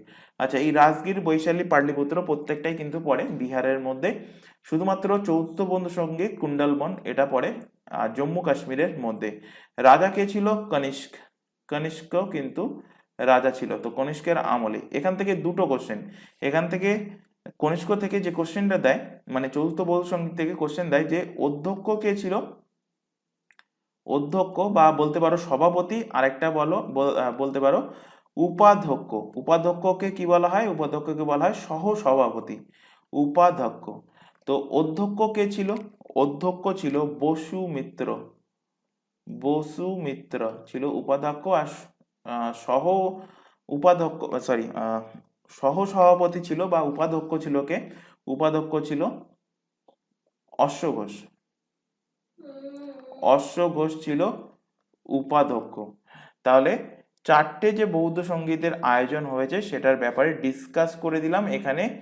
একটা, দুটো, তিনটে, চারটে, মানে চারে চারে 16, 17, 18টা কোশ্চেন কিন্তু এই যে ফ্যাক্টগুলো লেখালাম এর মধ্যে থেকেই কিন্তু লুকিয়ে আছে। চলে আসো নেক্সট কোশ্চেন। এলাহাবাদ প্রশস্তির রচয়িতা কে? এলাহাবাদ প্রশস্তি কে রচনা করেছেন? রচনা করেছেন হরি সেন। হরি সেনের রচনা হলো এলাহাবাদ প্রশস্তি। অপশন নাম্বার এ এর কিন্তু সঠিক অ্যান্সার হবে। কলহনের লেখা বইয়ের নাম কি? কলহনের লেখা বইয়ের নাম হলো রাস তরঙ্গিনী। রাস রাজ তরঙ্গিনী কলহনের লেখা বইয়ের নাম। আচ্ছা, হরিসেন ইনি কিন্তু ছিলেন সমুদ্রগুপ্তের সভাকবি। কোশ্চেন দেয় যে সমুদ্রগুপ্তের সমুদ্রগুপ্তের সভাকবি কে ছিলেন? সমুদ্রগুপ্তের সভাকবি ছিলেন হরিসেন। কোশ্চেন দেয় যে সমুদ্রগুপ্তের ব্যাপারে জানা যায় কোন প্রশস্তি থেকে? তো অ্যান্সার হবে এলাহাবাদ প্রশস্তি, বা এর নাম কিন্তু চেঞ্জ হয়েছে, চেঞ্জ হয়ে কি হয়েছে? প্রয়াগ প্রশস্তি। নাম চেঞ্জ হয়ে হয়েছে প্রয়াগ প্রশস্তি। তো প্রয়াগ প্রশস্তি কার নাম যদি দেয় বর্তমানে, মানে প্রিভিয়াস নেম কি ছিল প্রয়াগ প্রশস্তি? তো অ্যান্সার হবে কি? এলাহাবাদ প্রশস্তি। আচ্ছা, সমুদ্রগুপ্তের প্রসঙ্গ যেহেতু এসছে, সমুদ্রগুপ্ত থেকে দুটো ফ্যাক্ট খালি রিলেট করাবো, বহুবার কোশ্চেন দিয়েছে। লিচ্ছাবি দৌহিত্র, লিচ্ছাবি দৌহিত্র নামে পরিচিত কে? লিচ্ছাবি দৌহিত্র নামে পরিচিত হলেন সমুদ্রগুপ্ত। আর একটা কোশ্চেন দেয় ভারতের নেপোলিয়ান নামে পরিচিত কে? ভারতের নেপোলিয়ান, ভারতের নেপোলিয়ান নামে পরিচিত হলেন সমুদ্রগুপ্ত। নেক্সট কোশ্চেনে চলে আসো। রাজা রামমোহনকে কে রাজা উপাধি দিয়েছিলেন? এই যে রামমোহন রয় কিন্তু এনার নাম, অরিজিনাল নাম, এনার উপাধি দেওয়া হয়েছে রাজা উপাধি। তো রাজা উপাধিটা কে দিয়েছে? রাজা উপাধি দিয়েছে দ্বিতীয় আকবর। কে দিয়েছে? দ্বিতীয় আকবর শাহ। অপশন নাম্বার বি এর কিন্তু সঠিক অ্যান্সার হবে। আচ্ছা, রাজা রামমোহন রায়ের প্রসঙ্গ যেহেতু এসে, রাজা রামমোহন রায় থেকে দুটো তিনটে ফ্যাক্ট রিলেট করাবো। সব থেকে মোস্ট ইম্পর্টেন্ট, 1829 সালে Lord William Lord William Bentinck Lord William Bentinck এর সহযোগে ইনি সতীদাহ প্রথা সতীদাহ প্রথা বা সতী প্রথাটাকে অ্যাবলিশ করেছিলেন, সতী প্রথাটাকে রদ করেন। তো কোশ্চেন দেবে এখান থেকে, দেখো দুটো তিনটে কোশ্চেন হয়ে যাচ্ছে। সতী প্রথা কবে রদ করা হয়েছিল? অ্যান্সার হবে 1829 সালে। সতী প্রথা কে রদ করেছিলেন?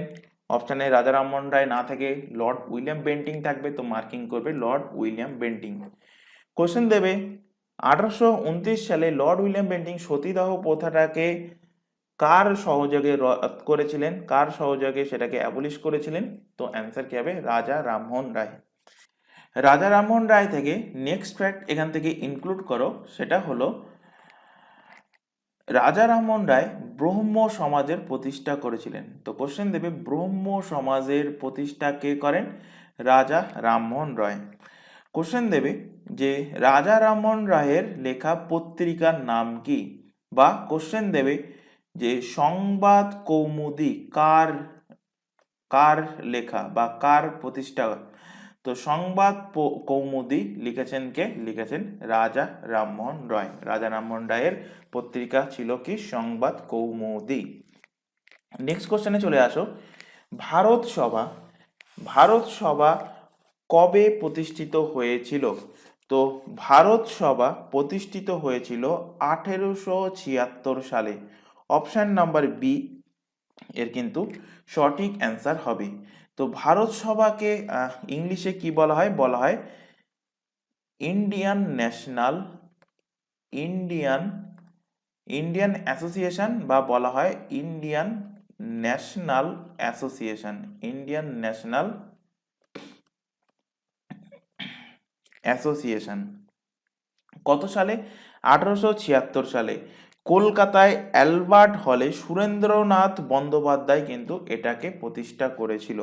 তো ভারত সভা কে প্রতিষ্ঠা করে? প্রতিষ্ঠা করে সুরেন্দ্রনাথ সুরেন্দ্রনাথ বন্দ্যোপাধ্যায়, সুরেন্দ্রনাথ বন্দ্যোপাধ্যায়, সুরেন্দ্রনাথ বন্দ্যোপাধ্যায় ভারত সভার কিন্তু প্রতিষ্ঠা করেছিলেন। এছাড়া এনার সহযোগী ছিলেন আনন্দমোহন বসু এবং শিবনাথ শাস্ত্রী।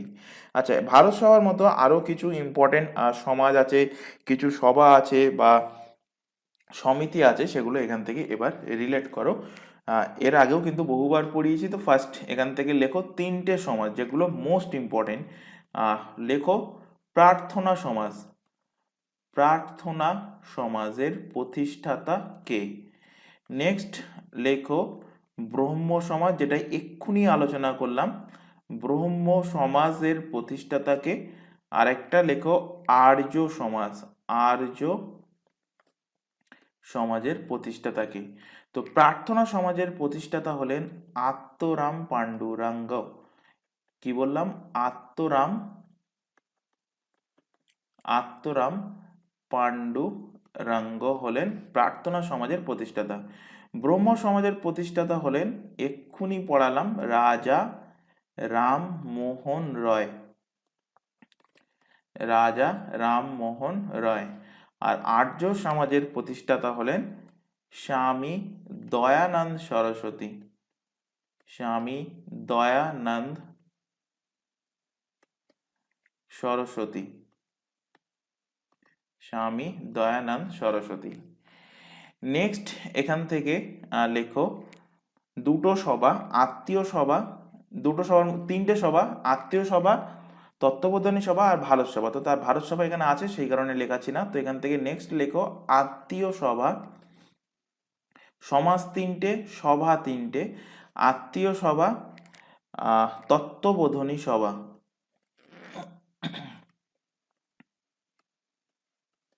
তত্ত্ববোধনী সভা আরেকটা ছিল ভারত সভা, যেটা এখানে কোশ্চেনে ছিল, তো সেই কারণে এখানে লেখাচ্ছি না।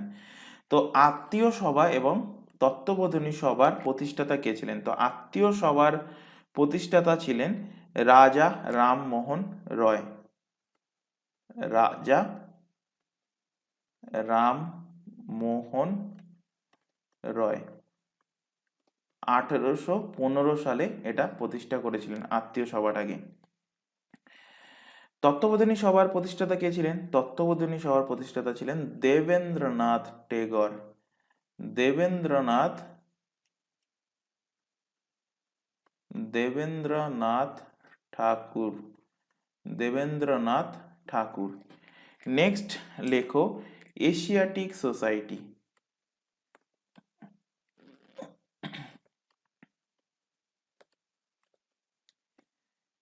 এশিয়াটিক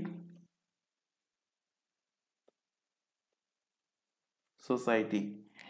এশিয়াটিক সোসাইটি আরেকটা সোসাইটির সাথে রিলেট করো, থিওসফিক্যাল সোসাইটি,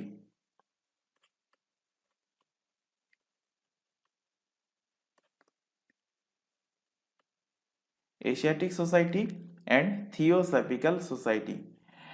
তো এশিয়াটিক সোসাইটির প্রতিষ্ঠাতা কে ছিলেন? এশিয়াটিক সোসাইটির প্রতিষ্ঠাতা ছিলেন Jones, William Jones, William Jones. আর থিওসফিক্যাল সোসাইটির প্রতিষ্ঠাতা ছিলেন কি? শুধুমাত্র মনে রাখবে মাদাম হেলেনা, মাদাম হেলেনা, এনার পুরো নাম মাদাম হেলেনা পেত্রোভানা ব্লাভাটস্কি।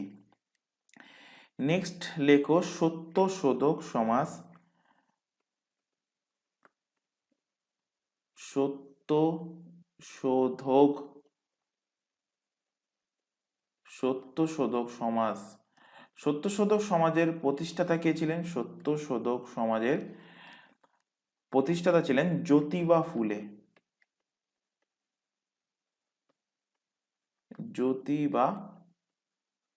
জ্যোতিবা ফুলে। নেক্সট লেখো ভারত সেবা সমিতি।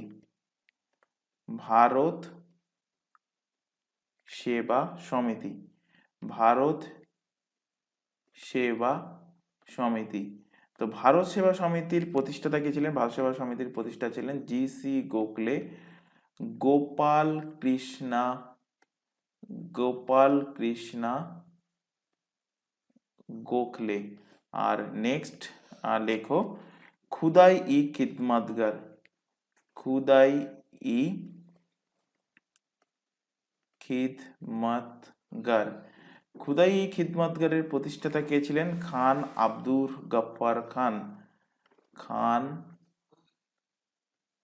আব্দুর গফ্ফার খান, খান আব্দুর গফ্ফার খান ছিলেন খুদাই ই খিদমতগরের প্রতিষ্ঠাতা। নেক্সট কোশ্চেনে চলে আসো। 1935 সালে ভারত শাসন আইন পাশের আচ্ছা এখানে অ্যান্সার বলে দিয়েছি 1876। নেক্সট কোশ্চেনে আসো। 1935 সালে ভারত শাসন আইন পাশের সাম্য ভাইসরয় কে ছিলেন? সরি, এখানে কারেকশন করে নেবে, সাম্য নয়, ভারত শাসন আইন পাশের সময় ভাইসরয় কে ছিলেন? তো এই 1935 সালে যে ভারত শাসন আইনের কথা এখানে বলা হচ্ছে, এটা হলো ব্রিটিশদের দ্বারা জারি করা লাস্ট ভারতের ওপরে লাস্ট জারি করা এটা কিন্তু আইন ভারতের ওপরে 1935 সালের ভারত শাসন আইন। তো সেই টাইমে ভাইসরয় কে ছিল? সেই সময় কিন্তু ভাইসরয় ছিলেন ওয়েলিংটন, লর্ড ওয়েলিংটন কিন্তু ভাইসরয় ছিলেন। অপশান বি এর কিন্তু সঠিক অ্যান্সার হবে। এই যে আইন, ভারত শাসন আইন, এই আইন দ্বারা অল ইন্ডিয়া ফেডারেশন গঠিত হয় এবং প্রাদেশিক স্বায়ত্ত শাসন কিন্তু চালু হয়। যুক্তরাষ্ট্র আদালতও কিন্তু চালু হয়েছিল এই আইনের দ্বারা। আচ্ছা, এখানে বাকি যে অপশানগুলো আছে এনাদের ওপর থেকে কিছু ফ্যাক্ট কিন্তু ইম্পর্টেন্ট আছে, সেগুলো আলোচনা করব। তো লর্ড আরউইন, এখানে যে তিনটে নাম দেওয়া আছে প্রত্যেকটা পরপর সিরিজেই দেওয়া আছে। সিরিজ বলতে বলছি যে লর্ড আরউইন 1926 থেকে ক্ষমতায় তিনি আসেন। 1926 থেকে 1931 পর্যন্ত তিনি ক্ষমতায় ছিলেন। এর জাস্ট পরেই আসেন 1931-এ লর্ড ওয়েলিংটন এবং ইনি 31 থেকে 36 পর্যন্ত ছিলেন।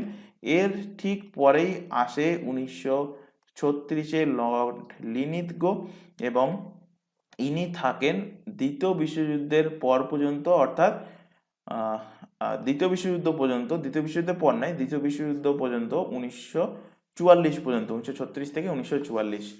তো পরপর এই তিনটেই আছে, তো এখান থেকে আলোচনা করব। ফার্স্টে আলোচনা করছি লর্ড আরউইন। লেখো, হেডিং করো লর্ড আরউইন। তো লর্ড আরউইনের টাইমে কি হয়েছিল? লর্ড আরউইনের টাইমে সাইমন কমিশন, সাইমন কমিশন ভারতে আসে। কত সালে ভারতে আসে সাইমন কমিশন? 1928 সালে সাইমন কমিশন ভারতে আসে।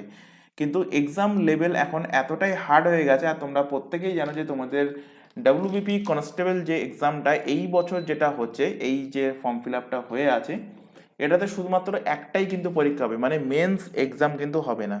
তো মেন্স এক্সাম যেহেতু হবে না, তো প্রিলি এক্সামের লেভেল কিন্তু আশা করা যাচ্ছে অনেকটাই টাফ হবে। সেই কারণে কিন্তু যে ছোট ছোট পয়েন্টগুলো বলা হচ্ছে এগুলো ভালোভাবে নোট ডাউন করবে এবং নোট ডাউনের পাশাপাশি মনেও রাখতে হবে, রিভিশন করতে হবে এবং মুখস্থ রাখতে হবে।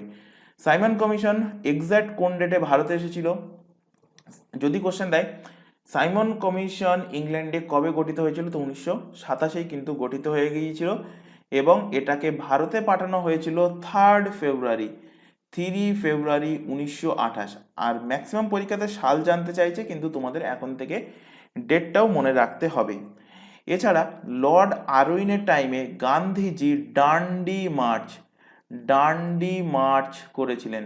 কোশ্চেন দেবে ডান্ডি মার্চ কবে হয়েছিল, মানে কোন সালে? 1930 সালে কিন্তু ডান্ডি মার্চ হয়েছিল এবং এই ডান্ডি মার্চের পরপরই কিন্তু গান্ধীজি একটা নতুন আন্দোলন শুরু করেন, সিভিল ডিসওবিডিয়েন্স, বাংলাতে কি বলবো? আইন অমান্য আন্দোলন। তো আইন অমান্য আন্দোলন কবে হয়েছিল? অমান্য আন্দোলন হয়েছিল 1930 সালে। কার আমলে? লর্ড আরউইন যখন ভাইসরয় ছিল, লর্ড আরউইনের আমলে। কোশ্চেন দেবে এখান থেকে যে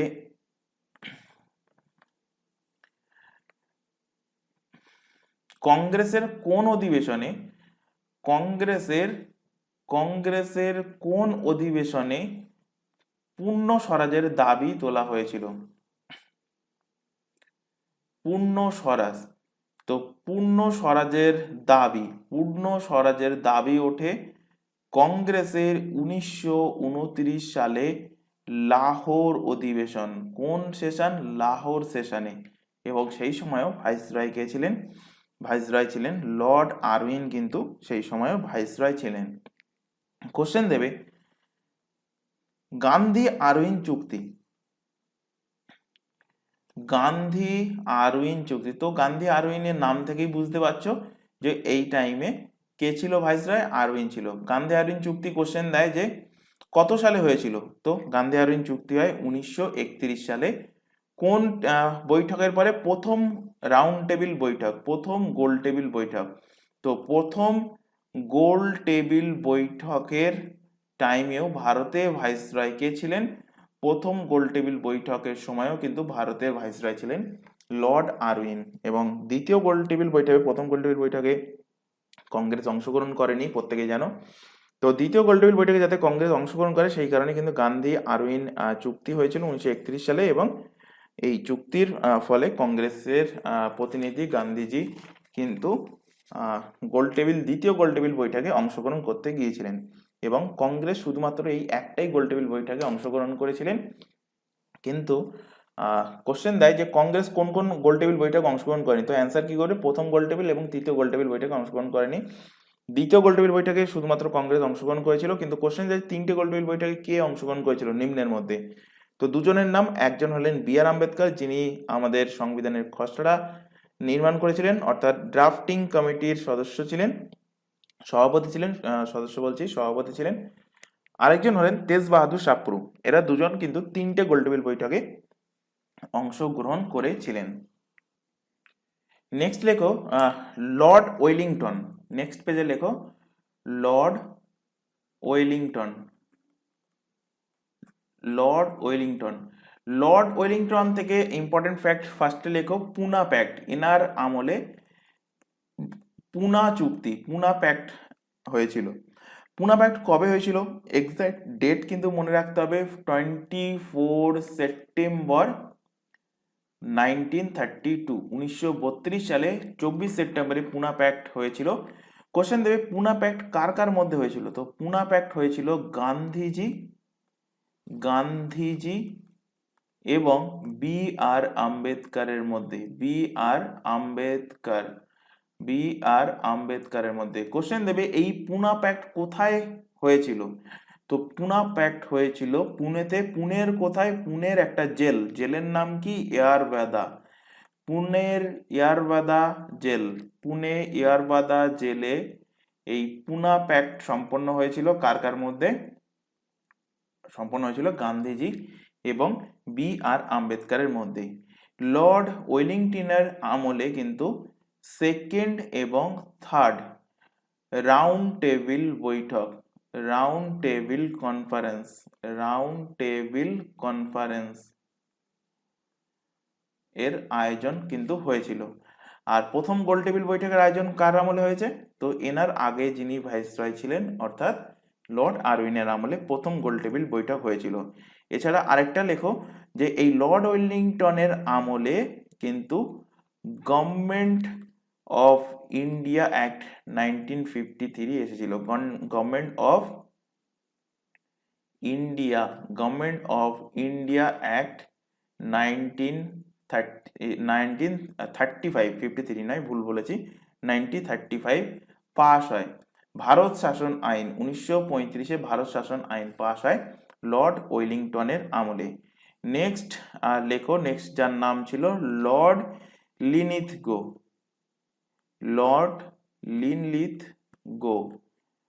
তো লর্ড লিনিথগোর আমলে কি কি হয়েছে বা কি কে কে এসেছে? ভারতে এসেছে ক্রিপস মিশন। ক্রিপস মিশন কবে ভারতে এসেছে? ক্রিপস মিশন কোশ্চেন দিয়েছে বহুবার, 1942-এ। লর্ড লিনিথগোর আমলে আগস্ট প্রস্তাব, আগস্ট প্রস্তাব এসেছিল। আগস্ট প্রস্তাব এসেছিল কবে এসেছিল? 8 আগস্ট 1940-এ ভারতে এসেছিল। লর্ড লিনিথগোর আমলে ভারত ছাড়ো আন্দোলন, ইংলিশে কি বলবো? Quit India movement. Quit India, quit India movement কবে শুরু হয়? কুইট ইন্ডিয়া মুভমেন্ট 8 আগস্ট 1942-তে কুইট ইন্ডিয়া মুভমেন্ট কিন্তু শুরু হয়েছিল। লর্ড লিনিথগোর আমলে দ্বিতীয় বিশ্বযুদ্ধ শুরু হয়, second world war. Second world war, দ্বিতীয় বিশ্বযুদ্ধ শুরু হয়েছিল কবে? শুরু হয়েছিল 1939 এবং 1939 থেকে 1945 পর্যন্ত কিন্তু দ্বিতীয় বিশ্বযুদ্ধ চলেছিল। তো তিনটে ব্যাপারে কিন্তু আলোচনা করে দিলাম, তিনজন ভাইসরয়ের আমলে কি কি হয়েছে, এখান থেকে কিন্তু এক্সামে কোশ্চেন দিতে পারে, তো এগুলো কিন্তু অবশ্যই মনে রাখবে। নেক্সট কোশ্চেনে চলে আসো। দক্ষিণ গোলার্ধে আন্টার্কটিকায় অবস্থিত ভারতের প্রথম স্থায়ী গবেষণাগার কেন্দ্র কোনটা? তো দক্ষিণ গোলার্ধে আন্টার্কটিকায় ভারতের প্রথম যে স্থায়ী গবেষণাগার কেন্দ্র সেটা হলো দক্ষিণ গঙ্গোত্রী। কবে স্থাপন হয়েছিল? 1983 সালে এর স্থাপন হয়েছিল। এর পরবর্তীতে আরো দুটো গবেষণাগার কেন্দ্র, এটা কিন্তু বরফে কিন্তু ঢেকে গেছে দক্ষিণ গঙ্গোত্রী। তো এরপরে আরো দুটো আন্টার্কটিকায় ভারতের দ্বারা গবেষণাগার কেন্দ্র নির্মাণ করা হয়েছে। তো কোশ্চেন দেবে যে সেকেন্ড গবেষণাগার কেন্দ্র, সেকেন্ড গবেষণাগার, সেকেন্ড গবেষণাগার কেন্দ্র আন্টার্কটিকায় নির্মাণ হয়েছে, তার নাম কি? তো তার নাম হলো মৈত্রী। তার নাম কি? তার নাম হলো মৈত্রী।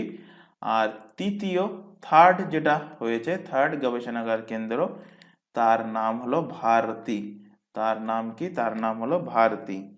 আচ্ছা, এখানে আন্টার্কটিকার প্রসঙ্গ যেহেতু এসে, এখান থেকে আরেকটা কোশ্চেন রিলেট করে নাও। এখান থেকে কোশ্চেন দেবে যে আন্টার্কটিকায় প্রথম, আন্টার্কটিকায়, আন্টার্কটিকায় প্রথম ভারতের পতাকা, ভারতের ফ্ল্যাগ, ভারতের ফ্ল্যাগ উড়েছিল কত সালে? ভারতের ফ্ল্যাগ উড়েছিল কত সালে? তো আন্টার্কটিকায় প্রথম ভারতের ফ্ল্যাগ উড়েছিল 1981 সালে, এবং এর জাস্ট 2 বছর পরে সেখানে ভারতের স্থায়ী গবেষণাগার কেন্দ্র, ভারতের প্রথম স্থায়ী গবেষণাগার কেন্দ্র আন্টার্কটিকাতে দক্ষিণ গঙ্গোত্রী নির্মাণ হয়েছিল। নেক্সট কোশ্চেনে চলে আসো। লোকপ্রিয় গোপীনাথ বরদলৈ আন্তর্জাতিক বিমানবন্দর কোন শহরে অবস্থিত? এটা আসামের গুয়াহাটিতে অবস্থিত। অপশন বি এর সঠিক অ্যান্সার হবে। নেক্সট কোশ্চেনে চলে আসো। নিম্নলিখিত কোন জলপ্রপাতটি কাবেরী নদীর ওপরে অবস্থিত? তো কাবেরীর ওপরে অবস্থিত জলপ্রপাত হলো এর মধ্যে Shiva Samudram. Option number D এর কিন্তু সঠিক অ্যান্সার হবে। কোশ্চেন দেবে যে এখানে জলপ্রপাতের প্রসঙ্গ যেহেতু এসেছে, তো জলপ্রপাত নিয়ে কিছু ডিসকাস করব। কোশ্চেন দেবে ভারতের সব থেকে উচ্চতম জলপ্রপাত, India's highest, India's highest waterfall, highest waterfall of India. তো অ্যান্সার কি হবে? অ্যান্সার হবে কুঞ্চিকাল। কুঞ্চিকাল হলো হাইয়েস্ট ওয়াটারফল অফ ইন্ডিয়া।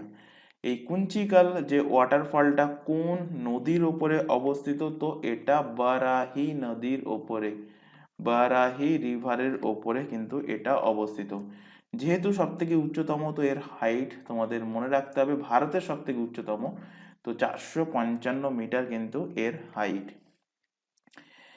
তো এখানে ভারতের সব থেকে উচ্চতম জানলাম। তো যদি কোশ্চেন দেয় পৃথিবীর ওয়ার্ল্ডস, তো ওয়ার্ল্ডস হাইয়েস্ট ওয়াটারফল তার নাম কি? তার নাম হলো অ্যাঞ্জেল ফলস। তার নাম কি? তার নাম হলো অ্যাঞ্জেল ফলস। অ্যাঞ্জেল ফলস কোথায়?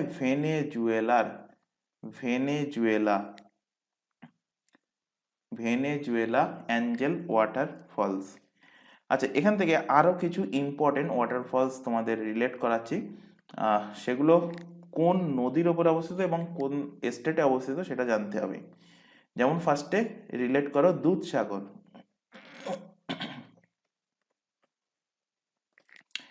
Dudhsagar waterfalls, Dudhsagar waterfalls. তো দুধসাগর ওয়াটারফলস কোন স্টেটে অবস্থিত? এটা অবস্থিত গোয়াতে। এবং এটা কোন নদীর ওপরে? তো মান্ডোভি রিভারের ওপরে অবস্থিত। আচ্ছা, এই দুধসাগর ওয়াটারফলসের কিন্তু আরেকটা নাম আছে। কি নাম? এটা কিন্তু সি অফ মিল্ক নামে পরিচিত। সি অফ মিল্ক নামে কিন্তু দুধসাগর ওয়াটারফলসটা পরিচিত। নেক্সট এখান থেকে লেখো যোগ ওয়াটারফলস। যোগ ওয়াটারফলস অবস্থিত কোন রাজ্যে? কর্ণাটকে অবস্থিত যোগ ওয়াটারফলস, এবং এটা শারাবতী রিভারের ওপরে। শারাবতী রিভারের ওপরে এই যোগ ওয়াটারফলস অবস্থিত। নেক্সট লেখো হুন্দ্রু। হুন্দ্রু ওয়াটারফলস কোন স্টেটে অবস্থিত? হুন্দ্রু ওয়াটারফলস অবস্থিত ঝাড়খণ্ডে অবস্থিত। কোন নদীর ওপরে? ঝাড়খণ্ডে কোন নদী গেছে?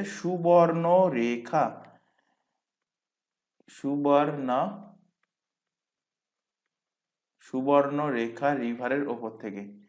এবং নেক্সট রিলেট করো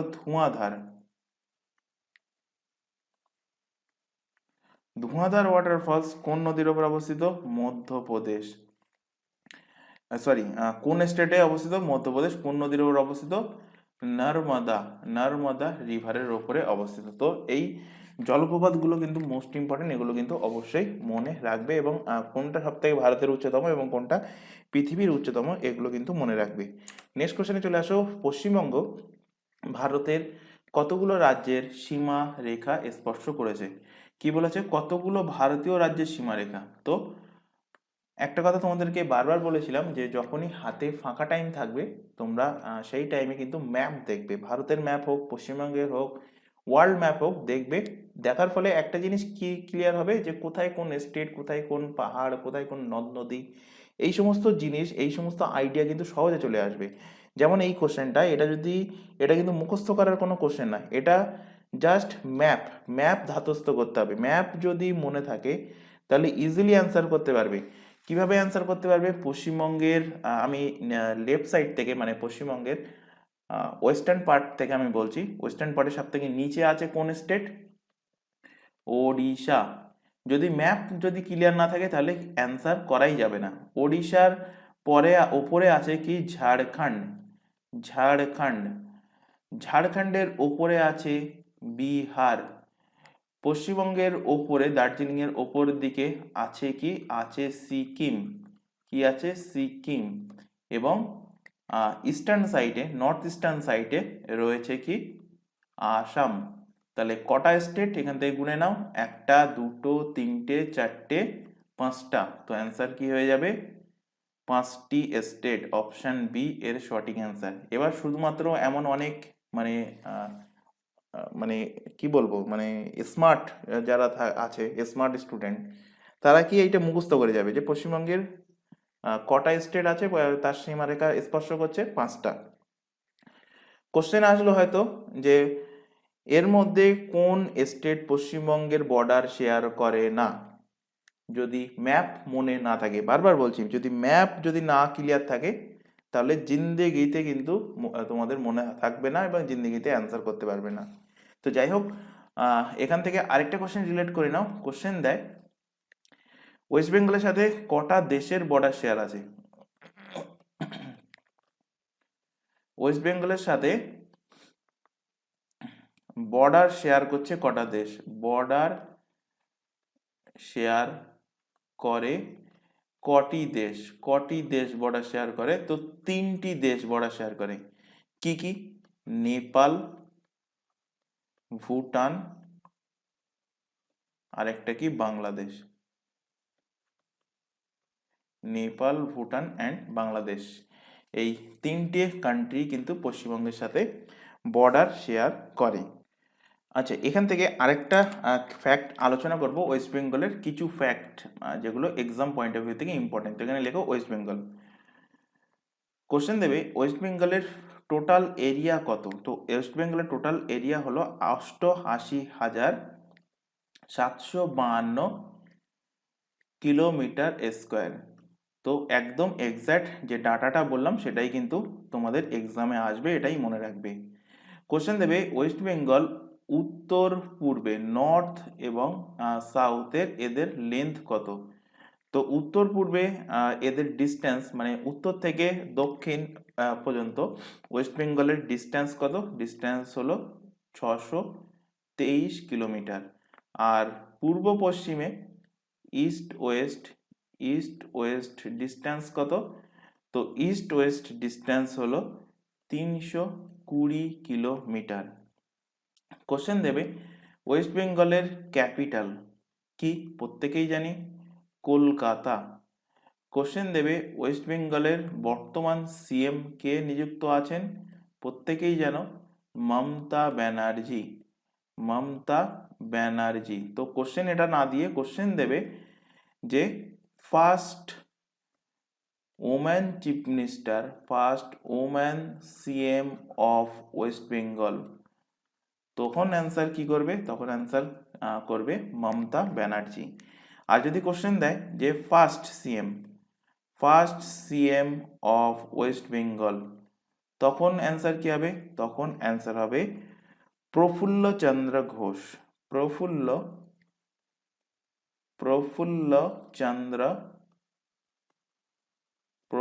চন্দ্র ঘোষ হলেন প্রথম chief minister of West Bengal. আচ্ছা, এখান থেকে আরেকটা কোশ্চেন এক্সামে দেয় যে first woman CM of India, প্রথম মহিলা চিফ মিনিস্টার কে ছিল ভারতে? তার নাম কি? তো তার নাম হলো সুচেতা কৃপালানি। সুচেতা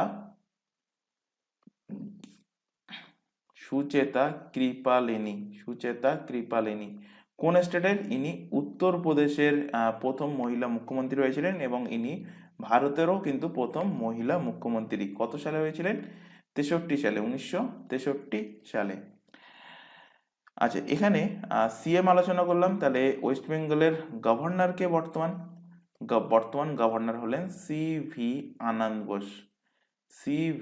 আনন্দ বোস। আচ্ছা, এই ক্লাসটা কেউ যদি কিছুদিন পরে, 1 মাস 2 মাস 3 মাস পরে দেখো, তখন যদি সিএম, গভর্নর ইত্যাদি জিনিস যদি চেঞ্জ হয়, তো সেটা কিন্তু অবভিয়াসলি তোমরা গুগল দেখে আপডেট করে নেবে এক্সামের জাস্ট 5-6 দিন আগে থেকে। আচ্ছা, কোশ্চেন দেবে পশ্চিমবঙ্গে রাজ্যসভার সিট কটা? পশ্চিমবঙ্গ থেকে রাজ্যসভার সিটের সংখ্যা হলো 16টা। কিছুদিন আগে লোকসভা ভোট হয়ে গেল, তো পশ্চিমবঙ্গ থেকে লোকসভা সিটের সংখ্যা কটা? এটা তো প্রত্যেকেরই জানা উচিত, কারণ এই নিয়ে খুব নিউজে, মিডিয়ায়, মানে প্রায় 2-3 মাস, মানে ইলেকশনের যে টাইম ছিল 3-4 মাস ধরে, মানে বহুবার দেখিয়েছে যে আমি 42-এর মধ্যে 42টাই জিতবো। তো কটা সিট? 42টা সিট লোকসভা। কোশ্চেন দেবে পশ্চিমবঙ্গের সব থেকে উচ্চতম স্থান, অর্থাৎ highest peak of West Bengal. তো কি লিখবে অ্যান্সার? সান্দাকফু।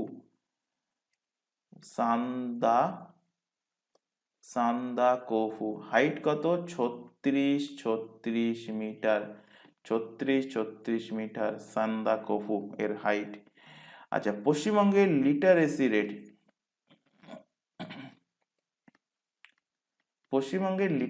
রেট কত? পশ্চিমবঙ্গের লিটারেসি রেট হলো 77.08% হলো এর লিটারেসি রেট 2011 সেন্সাস অনুযায়ী। এরপরে কিন্তু এখনো পর্যন্ত কোনো সেন্সাস হয়নি, সেই 2011 কিন্তু লাস্ট সেন্সাস হয়েছে, তো সেই সেন্সাস অনুযায়ী পশ্চিমবঙ্গের লিটারেসি রেট কত? 77.08%। আর তোমাদের পড়িয়েছিলাম ভারতের কত? ভারতের হলো 74%। নেক্সট এখান থেকে লিটারেসি রেটের ব্যাপারে প্রসঙ্গ যেহেতু এসছে, তো লিটারেসি থেকে দুটো ফ্যাক্ট এখান থেকে ইনক্লুড করা আছে, জায়গা নেই তাই আমি এখানে শর্টে ছোটোভাবে লিখছি। কোশ্চেন দেবে যে বা দিয়েছে তোমাদের এক্সামে যে হাইয়েস্ট লিটারেসি রেট, মানে হাইয়েস্ট লিটারেট ডিস্ট্রিক্ট কোনটা পশ্চিমবঙ্গে, কোন জেলা সব থেকে শিক্ষিত? হাইয়েস্ট লিটারেট ডিস্ট্রিক্ট কোনটা? তো হাইয়েস্ট লিটারেট ডিস্ট্রিক্ট হলো পূর্ব মেদিনীপুর, ইস্ট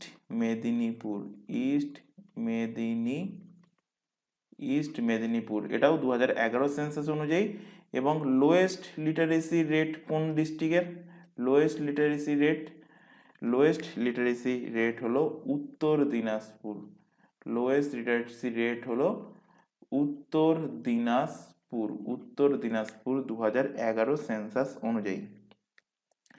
কোশ্চেন দেবে পশ্চিমবঙ্গে, কোশ্চেন দেবে না, দিয়েছে এটা প্রিভিয়াস ইয়ার এবং ম্যাক্সিমাম ক্যান্ডিডেট ভুল করে। পশ্চিমবঙ্গে টোটাল ডিস্ট্রিক্টের সংখ্যা কটা বর্তমানে টোটাল কটা জেলা আছে? টোটাল ডিস্ট্রিক্ট, তো টোটাল ডিস্ট্রিক্টের সংখ্যা হলো 23টা। কটা ডিভিশন? 5টা ডিভিশন, 5টা ডিভিশন আছে। কোশ্চেন দেবে যে পশ্চিমবঙ্গের বিধানসভার সিটের সংখ্যা, বিধানসভার আসনের সংখ্যা কটা? 294 হলো পশ্চিমবঙ্গে বিধানসভা সংখ্যা। কোশ্চেন দেবে যে পশ্চিমবঙ্গের ওপরে আমরা প্রত্যেকে জানি যে ভারতের 8টা স্টেটের ওপর দিয়ে টপিক অফ ক্যান্সার অর্থাৎ কর্কট ক্রান্তি রেখা গিয়েছে। তো পশ্চিমবঙ্গের কটা ডিস্ট্রিক্টের ওপর দিয়ে সেই কর্কট ক্রান্তি রেখা গিয়েছে? তো পশ্চিমবঙ্গের 5টা, আমি এখানে আগের পেজে লিখছি। টপিক অফ ক্যান্সার অর্থাৎ কর্কট ক্রান্তি রেখা কটা জেলার ওপর দিয়ে গেছে? 5টা জেলা, পশ্চিমবঙ্গের 5টা ডিস্ট্রিক্টের ওপর দিয়ে গেছে। সেই 5টা ডিস্ট্রিক্ট কি কি? পুরুলিয়া, পশ্চিম বর্ধমান এবং পূর্ব বর্ধমান। তো দুটোকেই একসাথে লিখছি, পশ্চিম অ্যান্ড পূর্ব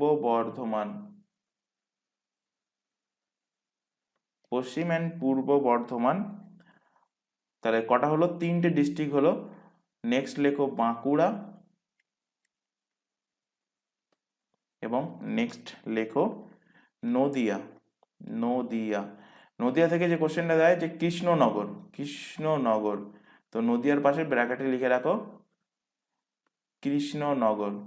নদিয়ার কোথার ওপর দিয়ে টপিক অফ ক্যান্সার গিয়েছে, কর্কট ক্রান্তি রেখা গিয়েছে? তো অ্যান্সার কি হবে? নদিয়ার কৃষ্ণনগর। তো ওয়েস্ট বেঙ্গলের ওপর থেকে কিছু ফ্যাক্ট আলোচনা করলাম, এর ওপর থেকে কিন্তু এক্সামে কোশ্চেন দিয়েছে, এগুলো কিন্তু অবশ্যই মনে রাখবে। নেক্সট কোশ্চেনে চলে আসো। নিম্নলিখিত কোন প্রণালীটি আর্কটিক মহাসাগর এবং প্রশান্ত মহাসাগরকে সংযুক্ত করে? তো সংযুক্ত করে বেরিং প্রণালী।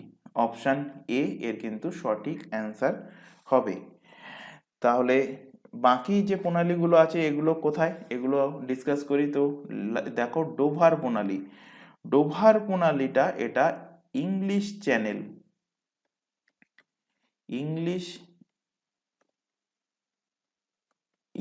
চ্যানেল এবং উত্তর সাগর, ইংলিশ চ্যানেল এবং উত্তর সাগরকে এটা সংযুক্ত করে। জিব্রাল্টার প্রণালী আটলান্টিক মহাসাগর এবং ভূমধ্যসাগর, আটলান্টিক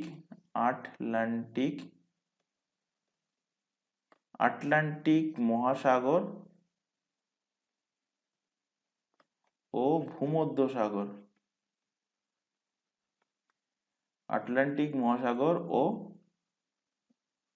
ভূমধ্যসাগরকে এটা কানেক্ট করে। আর সুন্দা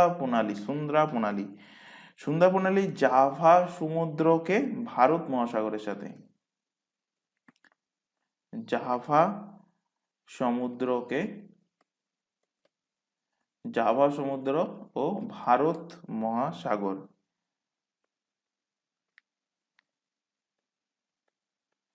ভারত মহাসাগরকে কানেক্ট করে কে? কানেক্ট করে সুন্দ্রা প্রণালী। নেক্সট কোশ্চেনে চলে আসো, তেহরি ড্যাম, তেহরি বাঁধ কোন নদীর ওপরে অবস্থিত? তো তেহরি ড্যাম অবস্থিত ভাগীরথী নদীর ওপরে। অপশন নাম্বার সি এর কিন্তু সঠিক অ্যান্সার হবে। তেহরি ড্যাম হলো ভারতের সব থেকে উচ্চতম dam, India's India's highest dam, highest dam, ভারতের সব থেকে উচ্চতম ড্যাম। তার নাম কি? নাম হলো তেহেরি, তেহেরি ড্যাম। তো যেহেতু ভারতের সব থেকে উচ্চতম, এর হাইটও মনে রাখতে হবে। তো এর হাইট হলো 260 মিটার। তেহরি ড্যাম এটা কোন নদীর ওপরে? ভাগীরথী, ভাগীরথী, ভাগীরথী রিভারের ওপরে এটা অবস্থিত। কোন স্টেটে এটা অবস্থিত? উত্তরাখণ্ড,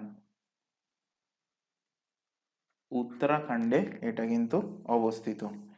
আচ্ছা, এখান থেকে আরেকটা কোশ্চেন যেটা ম্যাক্সিমাম ক্যান্ডিডেট গুলিয়ে ফেলবে, সেটা কি? কোশ্চেন দেবে, India's India's highest gravity dam, India's highest gravity dam. তখন অ্যান্সার কি করবে? ইন্ডিয়াস হাইয়েস্ট গ্র্যাভিটি ড্যাম যদি দেয়, তখন অ্যান্সার করবে ভাকরা নাঙ্গাল, ভাকরা নাঙ্গাল। ভাকরা নাঙ্গাল কোথায় অবস্থিত? তো ভাকরাটা অবস্থিত দুটো স্টেট মিলিয়ে, ভাকরাটা অবস্থিত হিমাচল প্রদেশ, নাঙ্গালটা অবস্থিত কোথায়? পাঞ্জাবে। কোশ্চেন দেবে ভাকরা নাঙ্গাল কোন নদীর ওপরে অবস্থিত? তো সতলুজ, সতলুজ রিভারের ওপরে অবস্থিত ভাকরা নাঙ্গাল ড্যাম। তো হাইয়েস্ট গ্র্যাভিটি ড্যাম, তাহলে এর হাইট কত? এর হাইট হলো 226 মিটার। তাই কোশ্চেন খেয়াল রাখবে, শুধুমাত্র হাইয়েস্ট জানতে চাইছে না হাইয়েস্ট গ্র্যাভিটি জানতে চাইছে। হাইয়েস্ট গ্র্যাভিটি ড্যাম বললে অ্যান্সার করবে ভাকরা নাঙ্গাল, আর যদি বলে ইন্ডিয়াস হাইয়েস্ট ড্যাম তখন অ্যান্সার করবে কি? তেহেরি ড্যাম, যেটা ভাগীরথী নদীর ওপরে উত্তরাখণ্ডে অবস্থিত। আরেকটা এখান থেকে রিলেট করাবো, যে ভারতের সব থেকে দীর্ঘতম longest, India's longest dam, India's তথা এটা কিন্তু বিশ্বের longest dam. India's longest dam নাম কি? নাম হলো হীরাকুদ, হীরাকুদ ড্যাম। যেহেতু লংগেস্ট, কত লেন্থ এর? 25.79 কিলোমিটার হলো এর কিন্তু লেন্থ। এটা কোন নদীর ওপরে অবস্থিত? মহানদী, মহানদী। পড়িয়েছি তোমাদের মহানদী কে কোন কোথাকার দুঃখ বলা হয়? ওড়িশার দুঃখ। তো হীরাকুদ ড্যাম কোথায় অবস্থিত? ওড়িশা রাজ্যে অবস্থিত হলো হীরাকুদ ড্যাম, যেটা ভারত তথা বিশ্বের সব থেকে লম্বা ড্যাম, মানে দীর্ঘতম ড্যাম। তো এই ছিল আজকের ক্লাসে তোমাদের 20টা কোশ্চেন। আশা করি প্রত্যেকটা কোশ্চেন ক্লিয়ার হয়েছে। ক্লাস ভালো লাগলে অবশ্যই অবশ্যই কিন্তু ক্লাসটাকে লাইক করবে, বারবার বলছি ক্লাসটাকে লাইক করে যাবে। আর ক্লাস ভালো লাগলে তোমার বন্ধু বান্ধবের কাছে শেয়ার করবে, যারা পুলিশের এক্সামের পাশাপাশি আদার্স অন্যান্য কম্পিটিটিভ এক্সামের জন্য প্রিপারেশন নিচ্ছে। তো আজকের ক্লাস আমরা এখানে শেষ করছি। আজকের ক্লাস এই পর্যন্ত। নেক্সট দেখা হবে পরবর্তী ক্লাস নিয়ে। Thank you.